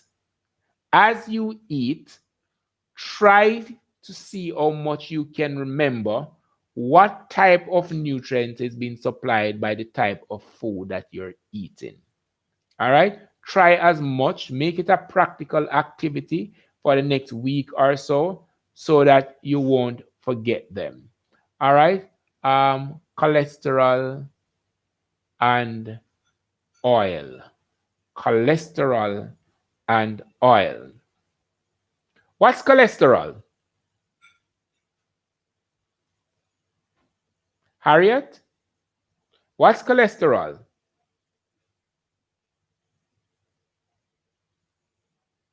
I have always heard cholesterol being associated with this oil, and you're not supposed to eat coconut because it contains cholesterol, and all that fancy dancy. What is cholesterol? All right, I'm not putting you on the spot, but if you want to research it and share it with us, we want to know what is cholesterol today, and we're going to be getting that answer from Harriet. Um, Sandra Johnson is saying that legumes are from peanut for protein. Yes, legumes are always for protein. Harriet, a waxy substance, sir. A waxy substance, sir. A waxy substance, sir. Interesting. Interesting. Interesting. All right. I am going to tell you what is cholesterol in our next class. An organic type of lipid. Yes, that is true. Um, yes, that's true. But I'm going to be giving you some more information. For some reason, I think I want to talk about cholesterol in the next lesson, a little more than we have covered now. Because so much has been said about cholesterol, we need to have a good knowledge or a better understanding as to what is cholesterol, even if it doesn't have anything to do with our syllabus. We're going to be looking at that. Now, we are going to be looking at vitamins. Now, vitamins form. Harriet, what is wrong? Harriet? Uh, no, we have to look at cholesterol. No. It's a big deal. It's a big deal. And when I give you that lesson, you're going to be laughing away because it is so a waxy substance found in your blood. A waxy substance found in your blood. We're going to be talking about that at length. Never mind, Harriet. We're going to take it for our class. All right, protein for energy. All right, thank you very much, Miss Johnson. All right, good. So we want to move on. And the first thing I want us to look at is vitamin C. I remember vitamin C from grade 7, and I'm almost 5,000 years old now. Vitamin C, ascorbic acid. Yeah. Where do we get our source of vitamin C from? And I want to talk a little about vitamin C before we move on to. So it is pretty much why I started with vitamin C. Vitamin C. Vitamin C, we get vitamin C from fruits. And you can get some vitamin C, of course, from some vegetable as well. All right. So it's usually raw green fruits that we are getting vitamin C from. Now, vitamin C can also be added as a concentrate. But there's this thing about vitamin C is that it is denatured. It stopped working. It doesn't work once you eat it, apply heat to it. High temperature, it doesn't, it don't work. So the vitamin C that you want, you have to ensure that you get your fruits and make sure you eat some cucumber and so on. Green, leafy stuff, not cooked, because if you eat it, vitamin C is gone. All right, and you have your oranges and so on. Ensure that you have that. But why is it that we need vitamin C? Can anybody tell me? Why is it that we need vitamin C? You weren't expecting this. You were expecting Mr. Wilson to say everything. No. Strengthen the immune system. That is the first and the big one. Remember when we started on with Corona, everybody was saying that the magic word to get rid of Corona, we are going to be taking loads of vitamin C. And when you went to the pharmacy, there was no Redoxon. Everybody bought all the Redoxon because they wanted to strengthen their immune system. Now, it keeps also the skin healthy. Now, keeping the skin healthy. What is the deficiency disease for vitamin C? What is the deficiency disease? Vitamin C. Interactive session. What's the deficiency disease? Deficiency disease. Come on, everybody can type in wrong or right. It is good because there are some persons here who have the same answer that you have. And if you keep it, you might leave with the same thing because you didn't even see when somebody answered it correctly. So just add to the conversation that which you have. Scurvy. So if you are deficient in vitamin C, you are going to suffer from scurvy. But how do we know if we are suffering from scurvy? What are the signs or symptoms? Let me just clear up sign and symptom before you start answering. Signs are those things that you can see. bumps, rash, or you can use equipment to detect. So you can detect a fever. Those are signs. All right. Symptoms are those things that the patient must communicate to you. My head is hurting. I feel a little dizzy. Those are symptoms. All right. So Cooper is saying that you are going to be having swollen and bleeding gum. That is a common one. Once you have scurvy, you are going to have swollen, bleeding gums, and you might even lose what? You might even lose some teeth. Yeah, teeth start fall out, that type of thing. Depression, rash, and internal bleeding. Yes, because remember that vitamin C helps especially to keep the skin and connective tissues healthy. So if you have scurvy, the epithelial cells could become ruptured, that type of thing. You start have internal bleeding, that type of thing.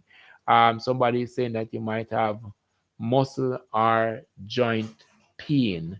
Muscle or joint pain. Yes, you could have muscle and joint pain if you are suffering from scurvy. All those are some very wonderful answers, really, really good answers. So we want to look now at vitamin decrease in body weight. Of course, it could get there as well. We want to look now at vitamin A. And remember, this shouldn't be a passive moment because remember, next week I'm going to be testing you on these things that we have done this week. So it's not just a walk in the park and next week we forget. Next week I'm going to be testing you on this and try not to cheat yourself. There is a book that was recommended, a textbook that I recommended. Once you would have completed the live, please up on over to the book and ensure that you answer the questions as best as possible from your head, not to look in a notebook to answer it. All right, vitamin A. What is our source of retinol? My. Miss Jackson would be proud of you. All right, so retinol, vitamin A. Where do we get our source of vitamin A from? Source of vitamin A. I want some vitamin A. Where do I get it from? Those persons who are doing foods, I learned it in foods, not in biology. So those persons who do that cooking thing, food thing, they will you get it from carrot. They usually lighten some color to the foods that are associated with vitamin A. So dark green vegetable, carrot, that yellow color is always used, yellow and orange.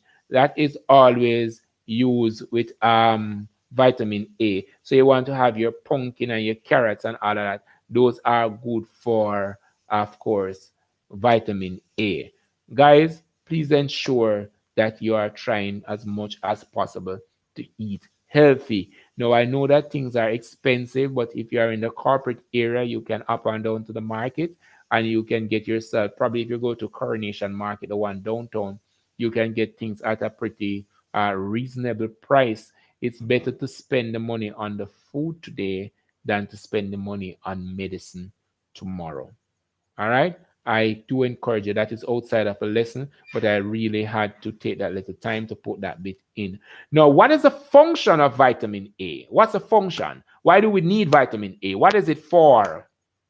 Both HSB and bio. What is vitamin A for? Why do we need it?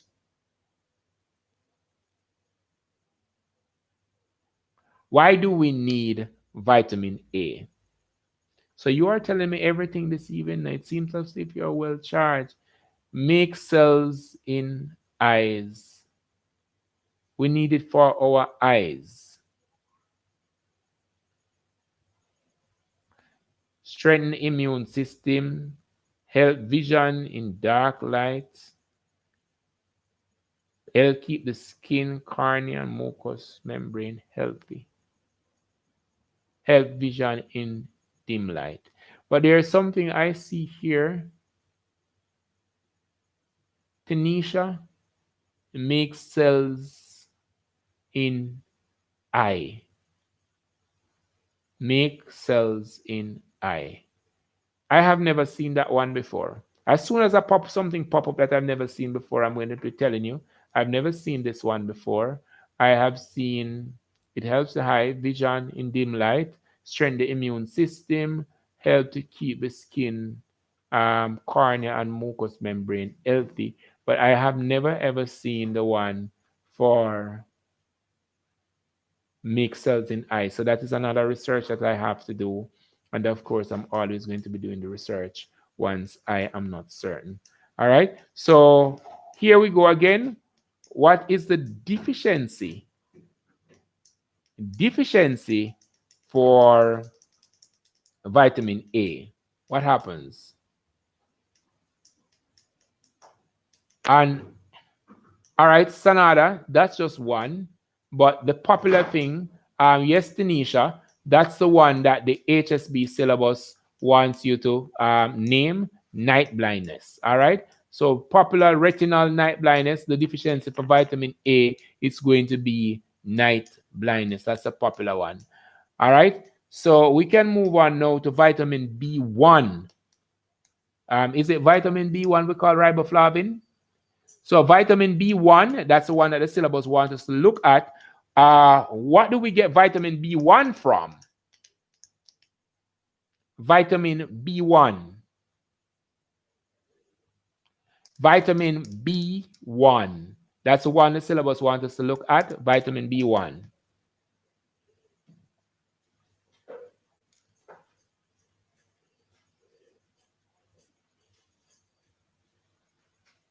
Thiamine. Vitamin B1 is thiamine. So what's riboflavin?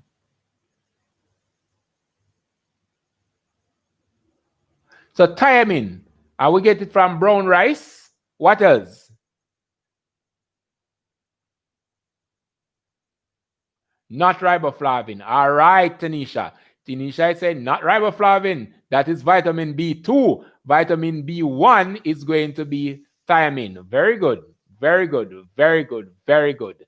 All right. So why do we need vitamin B1?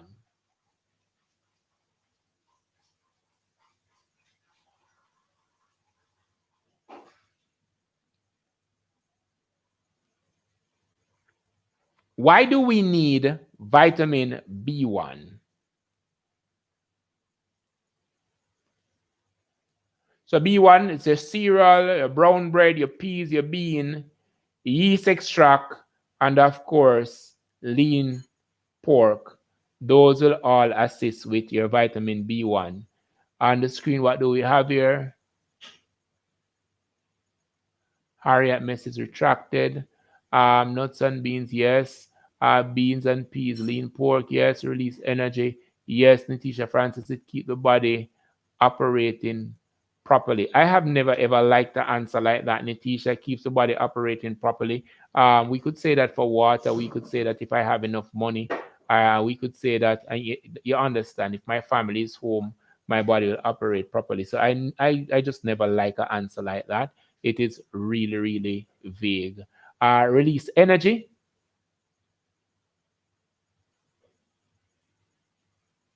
To keep the body, oh, go there already. Aids in respiration to produce energy. All right, yes, it helps with the production of energy.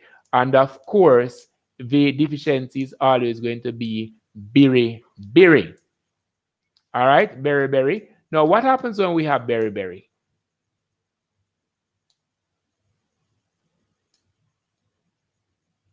I stole your answer.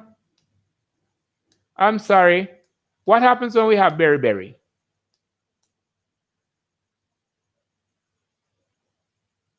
All right, so we're going to be looking at two more vitamins. We're going to be looking at vitamin D, vitamin K, and then we are going to be breaking them now into two groups as fat-soluble vitamin and water-soluble vitamins.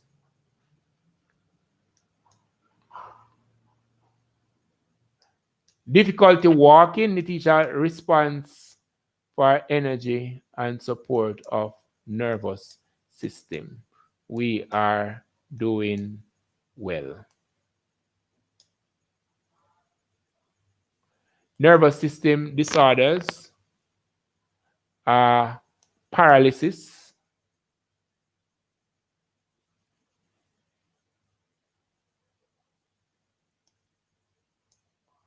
Yes. Yes. Yes. All right, for those persons who are out there in Yonderland, this is an event that I'm treated by the persons who are viewing. I am pretty much pulling from them what they know or where they can find what they know. In some cases, it's not what they know, it's what they can find. But what is important is that we're finding the accurate thing. We're trading knowledge here. It's never ever about Mr. Wilson emptying all that he knows on anyone.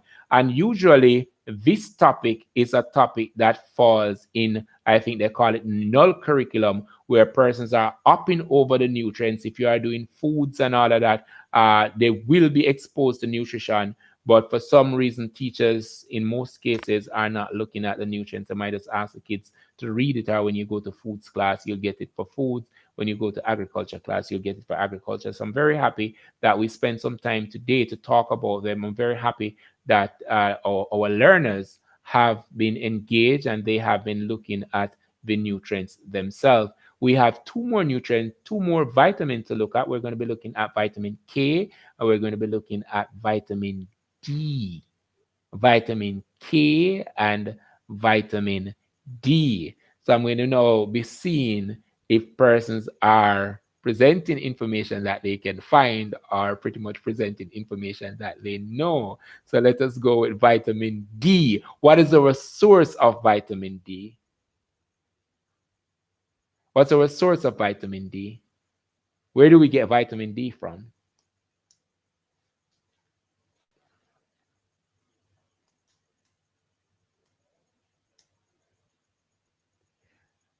There is a popular misconception. No, I was expecting that one.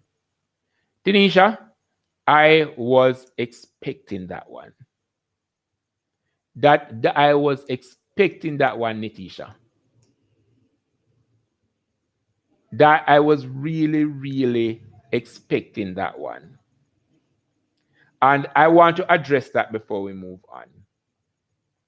If we walk in the rain, we will get wet. Right? If we walk in the rain, we will get wet.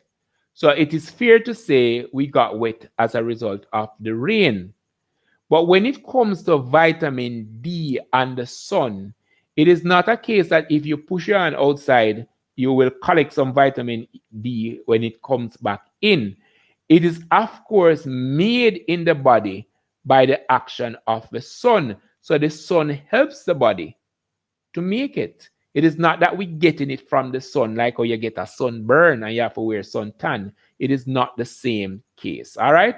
Please ensure that we have that correct. Because I think I grew up on that as well. That vitamin D came from the sun, so walk in the sun and you will get vitamin D. Of course, the vitamin D is actually made in the body by the action of the sun on the skin. So the sun, being on you, like, the body makes the vitamin D. It is not something that falls on you pretty much like the rain would fall on you. Yes, the sun helps the skin to turn it in. Thank you very much. Thank you very much, Tanisha. I like the responses coming in, and I like when I have views that I can contend. I like when I have persons who can stand up to the content. It makes me happy. It makes me always prepared.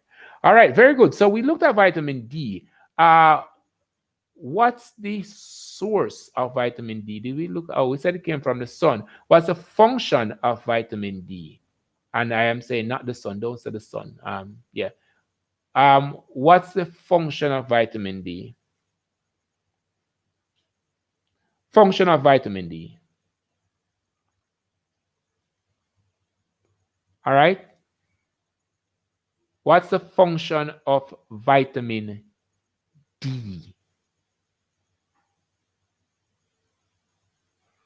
All right. So if you are out there in Wonderland, in Yonderland, I ask that you type in your YouTube pane, CSET Biology, the cover page, and you want to hit that subscribe button and the notification bell.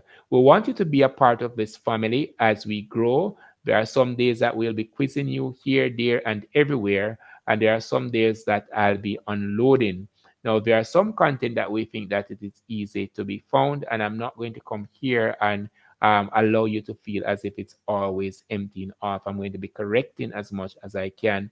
And where we have to do research, we're going to be continuing the research. We're always happy to have new knowledge. And to those persons who are not too sure, we're also happy for your answer as it helps the community to help you. This is a learning community.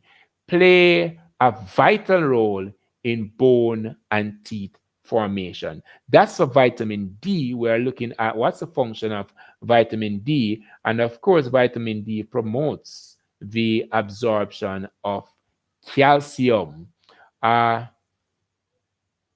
helps build bone and keep bone strong and healthy. Those are good answers. They are always there. Calcium, vitamin D, they are always surround bone and teeth. Ever since I was growing up, I can remember calcium and of course vitamin D surround that topic. So if we don't have enough vitamin D, then we will be suffering from a deficiency disease. What's the name of that deficiency disease? Actually, two. One for old persons, osteomalacia and rickets. What's the difference between osteomalacia and rickets? What's the difference between osteomalacia and rickets? All right, osteomalacia, what's the difference between those two? Who would be suffering from what? One is associated with older folks and the other is associated with younger folks. Can you make the distinction for me, Mr. Thomas? Mr. Thomas, Mr. Thomas, can you make the distinction there for me?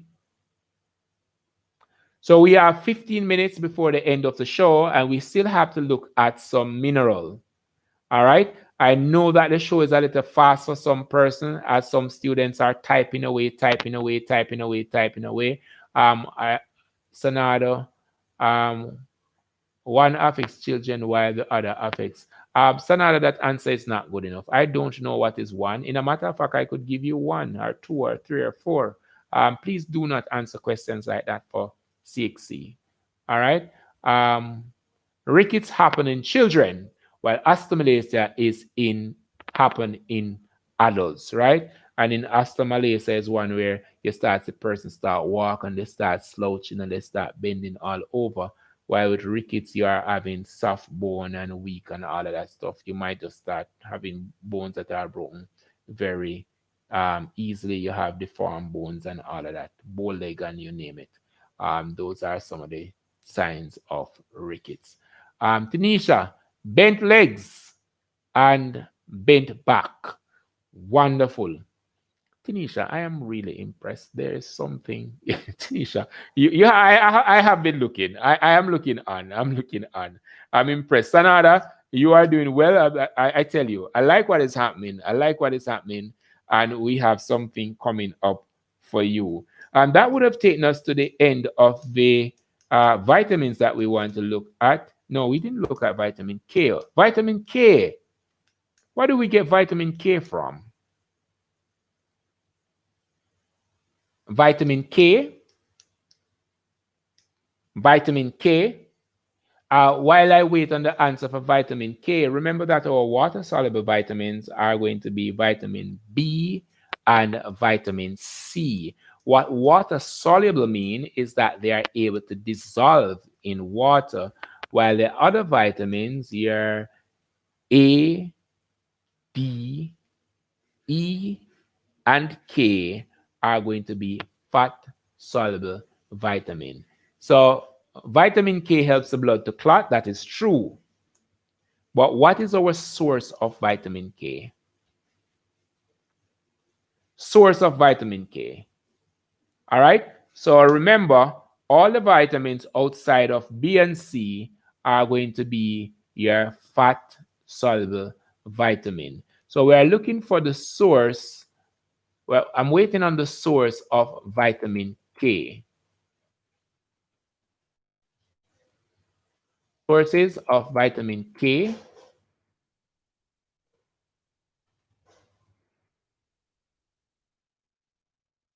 Sources of vitamin K.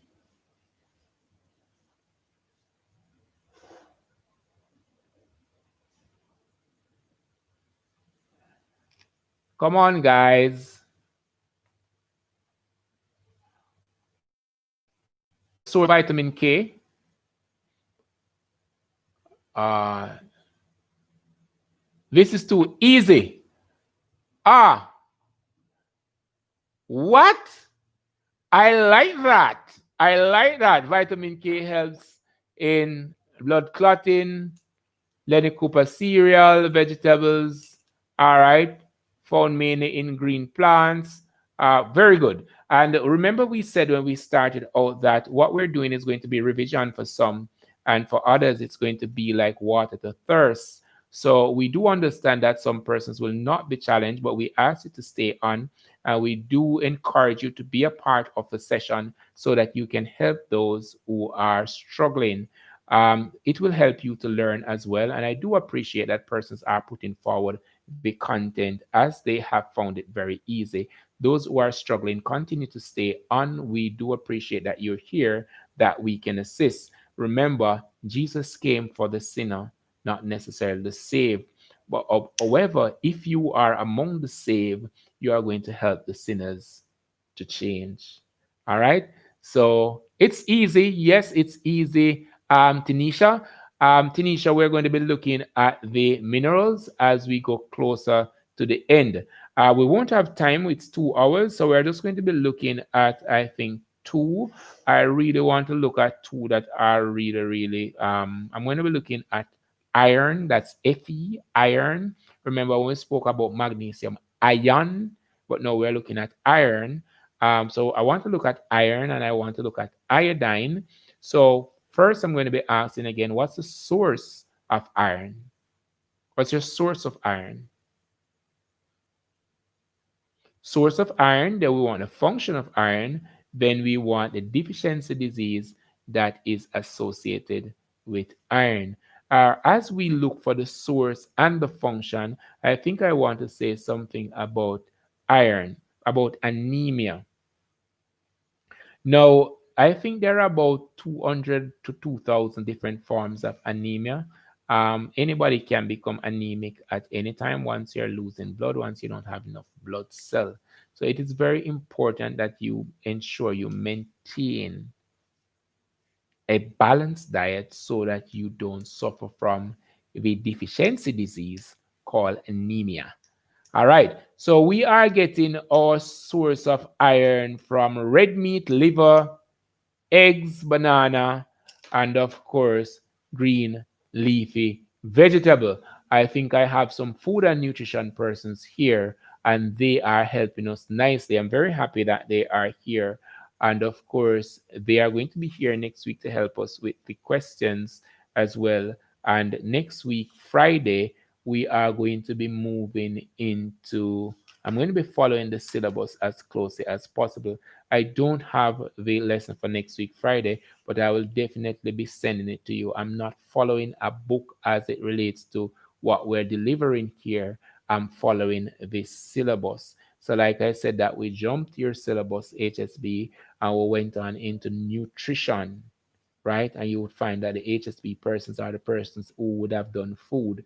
They're having a field day with the nutrients, and such is the syllabus. There are some persons who are going to have it easier for some topics, and some persons who are going to find it really, really difficult. Like they're saying that a lot of persons are having problem with photosynthesis, and there are some persons are saying, where is the challenge in photosynthesis? I don't see it. There are some persons who are crying over genetics, and others are saying, where is the challenge in genetics? There are some persons who are looking at this topic in genetics we call, uh, what is it called, this topic? Inheritance, and persons are uh, why are they having problem? The menstrual cycle continue to give persons problem, and there are a lot of persons who are asking, why are you having problem with the menstrual cycle? So there are some topics here that persons are having challenges with, and there are some persons who are not having challenges with these topics. Yes, I have seen a whole lot of answers there. That's right. I do commend you there.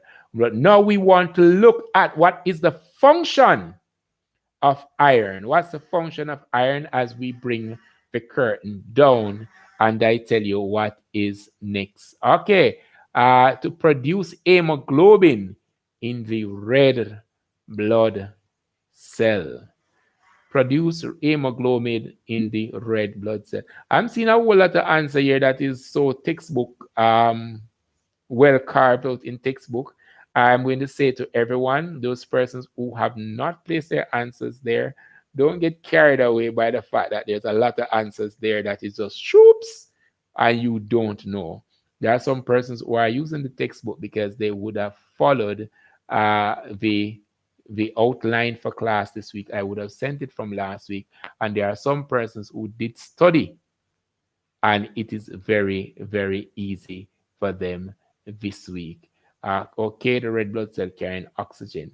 All right, so we are at the end. Just let me use the next 4 minutes to bring a wrap to the show. We have a show. Thank you very much for being here today. We have not completed everything. We still have mineral to look at. I'm going to be looking at some questions to see how best I can tie these questions into our question and answer next week. Definitely, it's going to be coming from the syllabus, and you imagine that the nutrient is sort of big on the HSB syllabus, so the HSB students will be ahead of the bio students where the nutrients. It's a real big thing for HSB, way, way bigger than it is for biology. So next week, we are going to be recapping what we have done this week, and then we are going to continue as is outlined on the syllabus. So we're going to complete nutrition for both subjects. And of course, nicely tight. I'll tell you where on the syllabus I am. I'll tell you the objectives that I have covered so that you will study and it won't cause any confusion. Now, we have a couple of labs that we want to send out this week.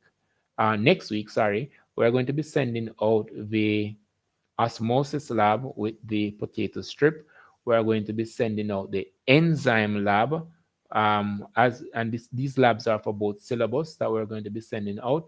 We are going to be sending out animation for circulation that has been worked on. There is an animation coming out for autotrophic, heterotrophic, and saprophytic nutrition that has been worked on. We sent out the simulation today, and I think we'd ask persons to send us feedback. If you have not watched the video yet, we're asking you to go on over and watch the videos. We have 3 videos online, simulations, animation, that is, sorry. We want you to watch them and send us feedback. Now, the feedback will help us to prepare the video to meet your need. There are some persons who are saying that the last video is too slow.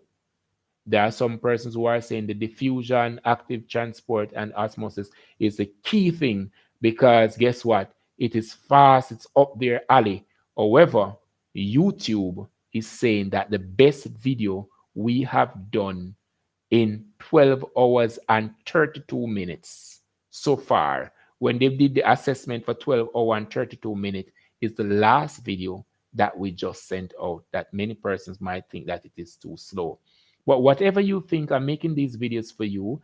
Give us the feedback so that we can modify if we should have the order there or not have the order. There are some persons like the order in the background. There are some persons who don't like the order. Looking forward to see the Sunday live. Where is my friend Tanisha? Tanisha, say yes for me now. I want to say something to you. All right. So the Sunday live, we're on circulation.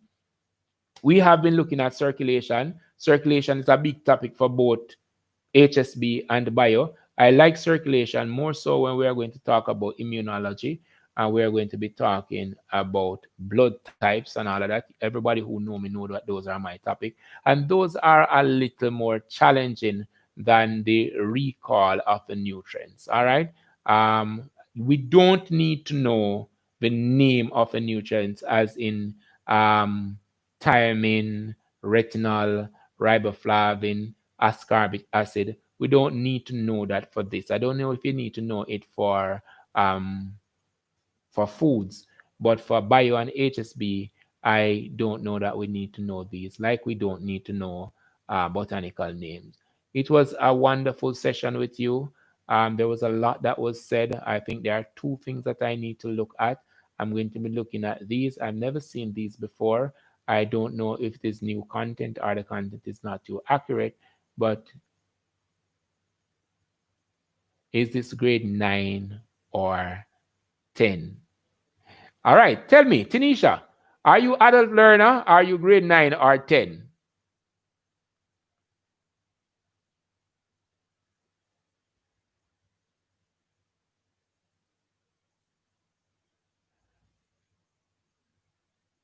Okay, you are grade 10. You want to share which school you're from? Do you mind? And I'm going to be helping you with the answer, whichever way.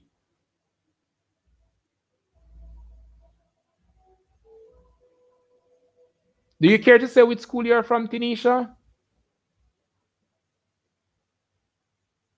All right, I see some. Hmm, I'm seeing some advertisement going there. Could you just slow down on that ads for me, please? Just slow down on the ads for me a little bit. I'm not asking you to leave. It's fine. Oh my gosh! Welcome, welcome, welcome, welcome, welcome, welcome, welcome. You are from Guyana. You know how long I've been waiting for somebody from Guyana or Trinidad and Tobago to join us? We are very, very happy that you are here. Thank you very much for being here. I am so happy. Now, Tanisha, no, we are using the CSEC syllabus. So if you were supposed to visit the CSEC website, or you have a copy of the CSEC syllabus, you could look at the CSEC syllabus and see what we are covering. As to say, if this is a grade 9 or a grade 10 class, it is a mixed class with just about everybody. We have adult learners, we have grade 9, we have grade 7, we have grade 8. It's a class with just about everyone. The only consistent thing here is the fact that we are using the CSEC syllabus. All right. I'm seeing a whole lot of advertisement going there. I understand that we need to advertise. I do hope that you are a subscriber to my channel. And if you want to tell us a little bit about your product on the channel, it would be nice. It would be nice. So you could just type, I'm seeing Forester Beauty Academy. You could just type there. So just let me have a little chat before you go to Tanisha. Tanisha, have you been watching my videos? Are they helpful? Do you have suggestions? Do you want to reach me in person so we can talk about it? Tell me, what is it like? What's happening in Guyana? Are we back at school? Are we studying online? What's happening in Guyana?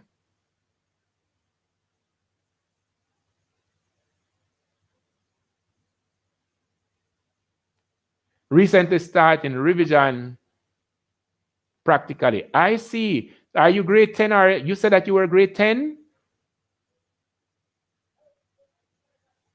Online learning, very good. Tanisha, tell me, in Guyana, is the service like Jamaica where we are having disconnection now and then and that type of thing?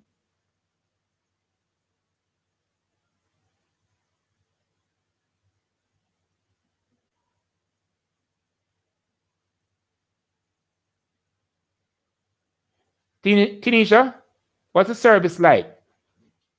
The internet service.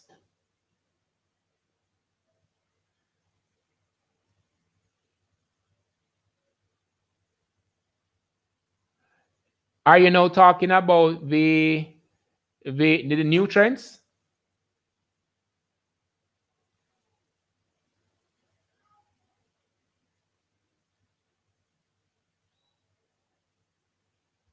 I am not following. It's correct. What is correct, Tanisha?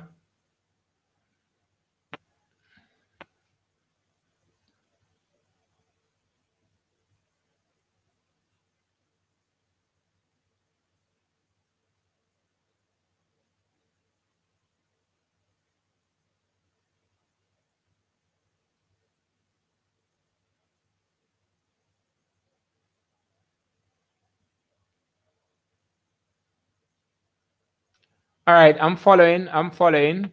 It's a little slow. So could you just start with me from I learned it from my research. Tell me what is it that you learned from your research there. I want to know a little bit about Guyana. I've never been to Guyana. I know a little about Guyana from environmental science.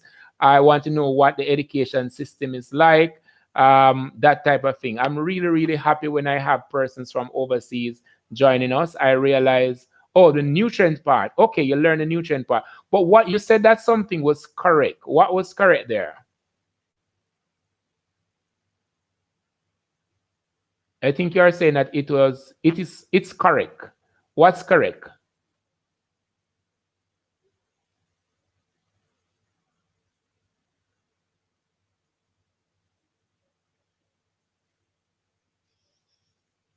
All right, so we're talking to Tanisha from Guyana. And while we talk to Tanisha from Guyana, I am seeing a flood of advertisement coming from Forest Academy, from Forester Beauty Academy. Uh,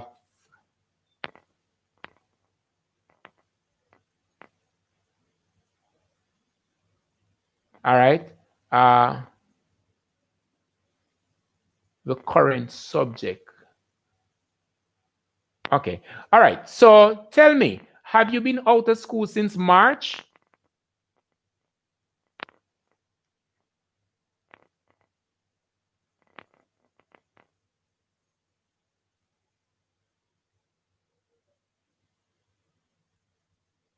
Wow. And you started school when?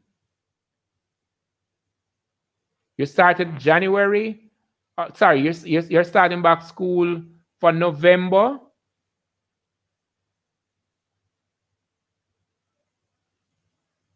We're talking to Tanisha. Tanisha is in Guyana. She's telling us about education in Guyana. I have made mention of the Guyanese a number of times. I'm seeing them on my channel, and I really appreciate this international feel where my students can get a feed of what is happening with education across the Caribbean. Because in some cases, my students are thinking that we are on pause for education, but Tanisha is saying that they are online in Guyana as school continues. They are doing research just the same. They are uploading information to their various LMS. And of course, they are enjoying it, liking it, and of course, preparing for the exams coming up next year. Tanisha, I asked you earlier about the videos I have online. I wanted a feedback from where you are. I would have been seeing persons like probably every week from Guyana on the page. Um, do you care to share with us, or would you like to send me an email, or would you like to reach me some other way as to what's happening with my video? Are they fine for you? Is there anything we need to tweak? Is there anything we need to add? Are we putting them out too slow? Are we putting them out too fast? What is your advice for CSEC Biology, the cover page, as a student from Guyana who is following us?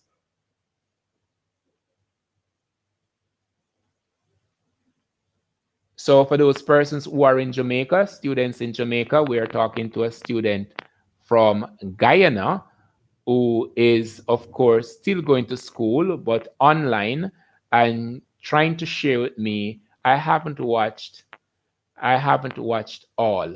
It's sort of going to be a little difficult to watch all, Tanisha, might I say, because I think we have some 62 videos there, and we continue to post videos, probably three, four, five per week.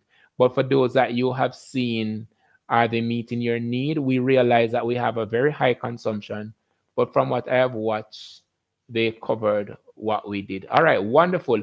We are realizing that we have a very high consumption for characteristic of living things.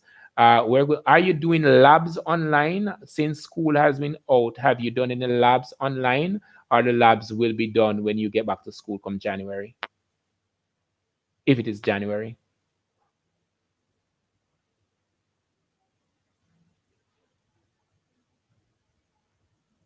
You are doing labs online. I'm very happy that you're communicating with us because we're trying to do that in Jamaica, and in some cases it's not so easy. So I'm very happy that we just started labs online.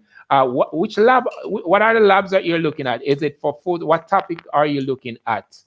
We would have had on our channel, we would have had diffusion, we would have had test for starch, the one that is on the syllabus, the variegated leaf. We would have looked at that. Would have looked at the diffusion lab. Yes, we have done that. Henry, hi Henry, hello. Where do you join us from? Are you in Jamaica or overseas? We're trying to have an international link up, looking at what is happening in education across the Caribbean. We have our friend Tanisha from Guyana, and we have some Jamaicans. Hi Henry, good. You're from Jamaica. Do you care to stay with school in Jamaica you're from, Henry? So, Tanisha, it was nice having you. We are going to be having a live on Sunday where we will continue on circulation. But of course, you're doing labs, and we are going to be putting out labs in short order. We're going to be putting out some real labs, some virtual labs, and in some cases, I'll be explaining. Tanisha, what I'd love for you to do for us, though, is to have more students from Guyana logging onto our channel and let us grow. Let us have this family. I don't know if one day I could have the students from my school talk to the students from your school and your teacher, so on and so forth. But I will really appreciate that you're here, and we ask that on Sunday when you join us, you carry some more of your friends with you, and of course next week Friday when you join, you carry some more friends with you.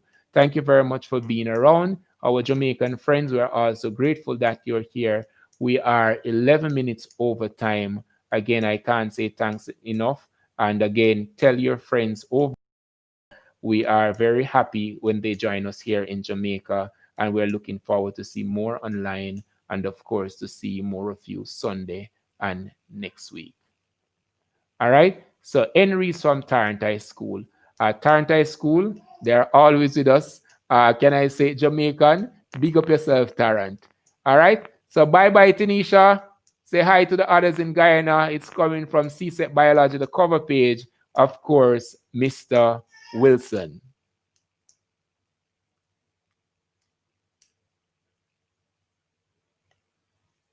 All right. So one and all, see you Sunday. Bye bye.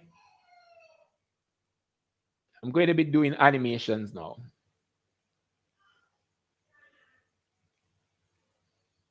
Bye bye. Bye bye. Bye bye.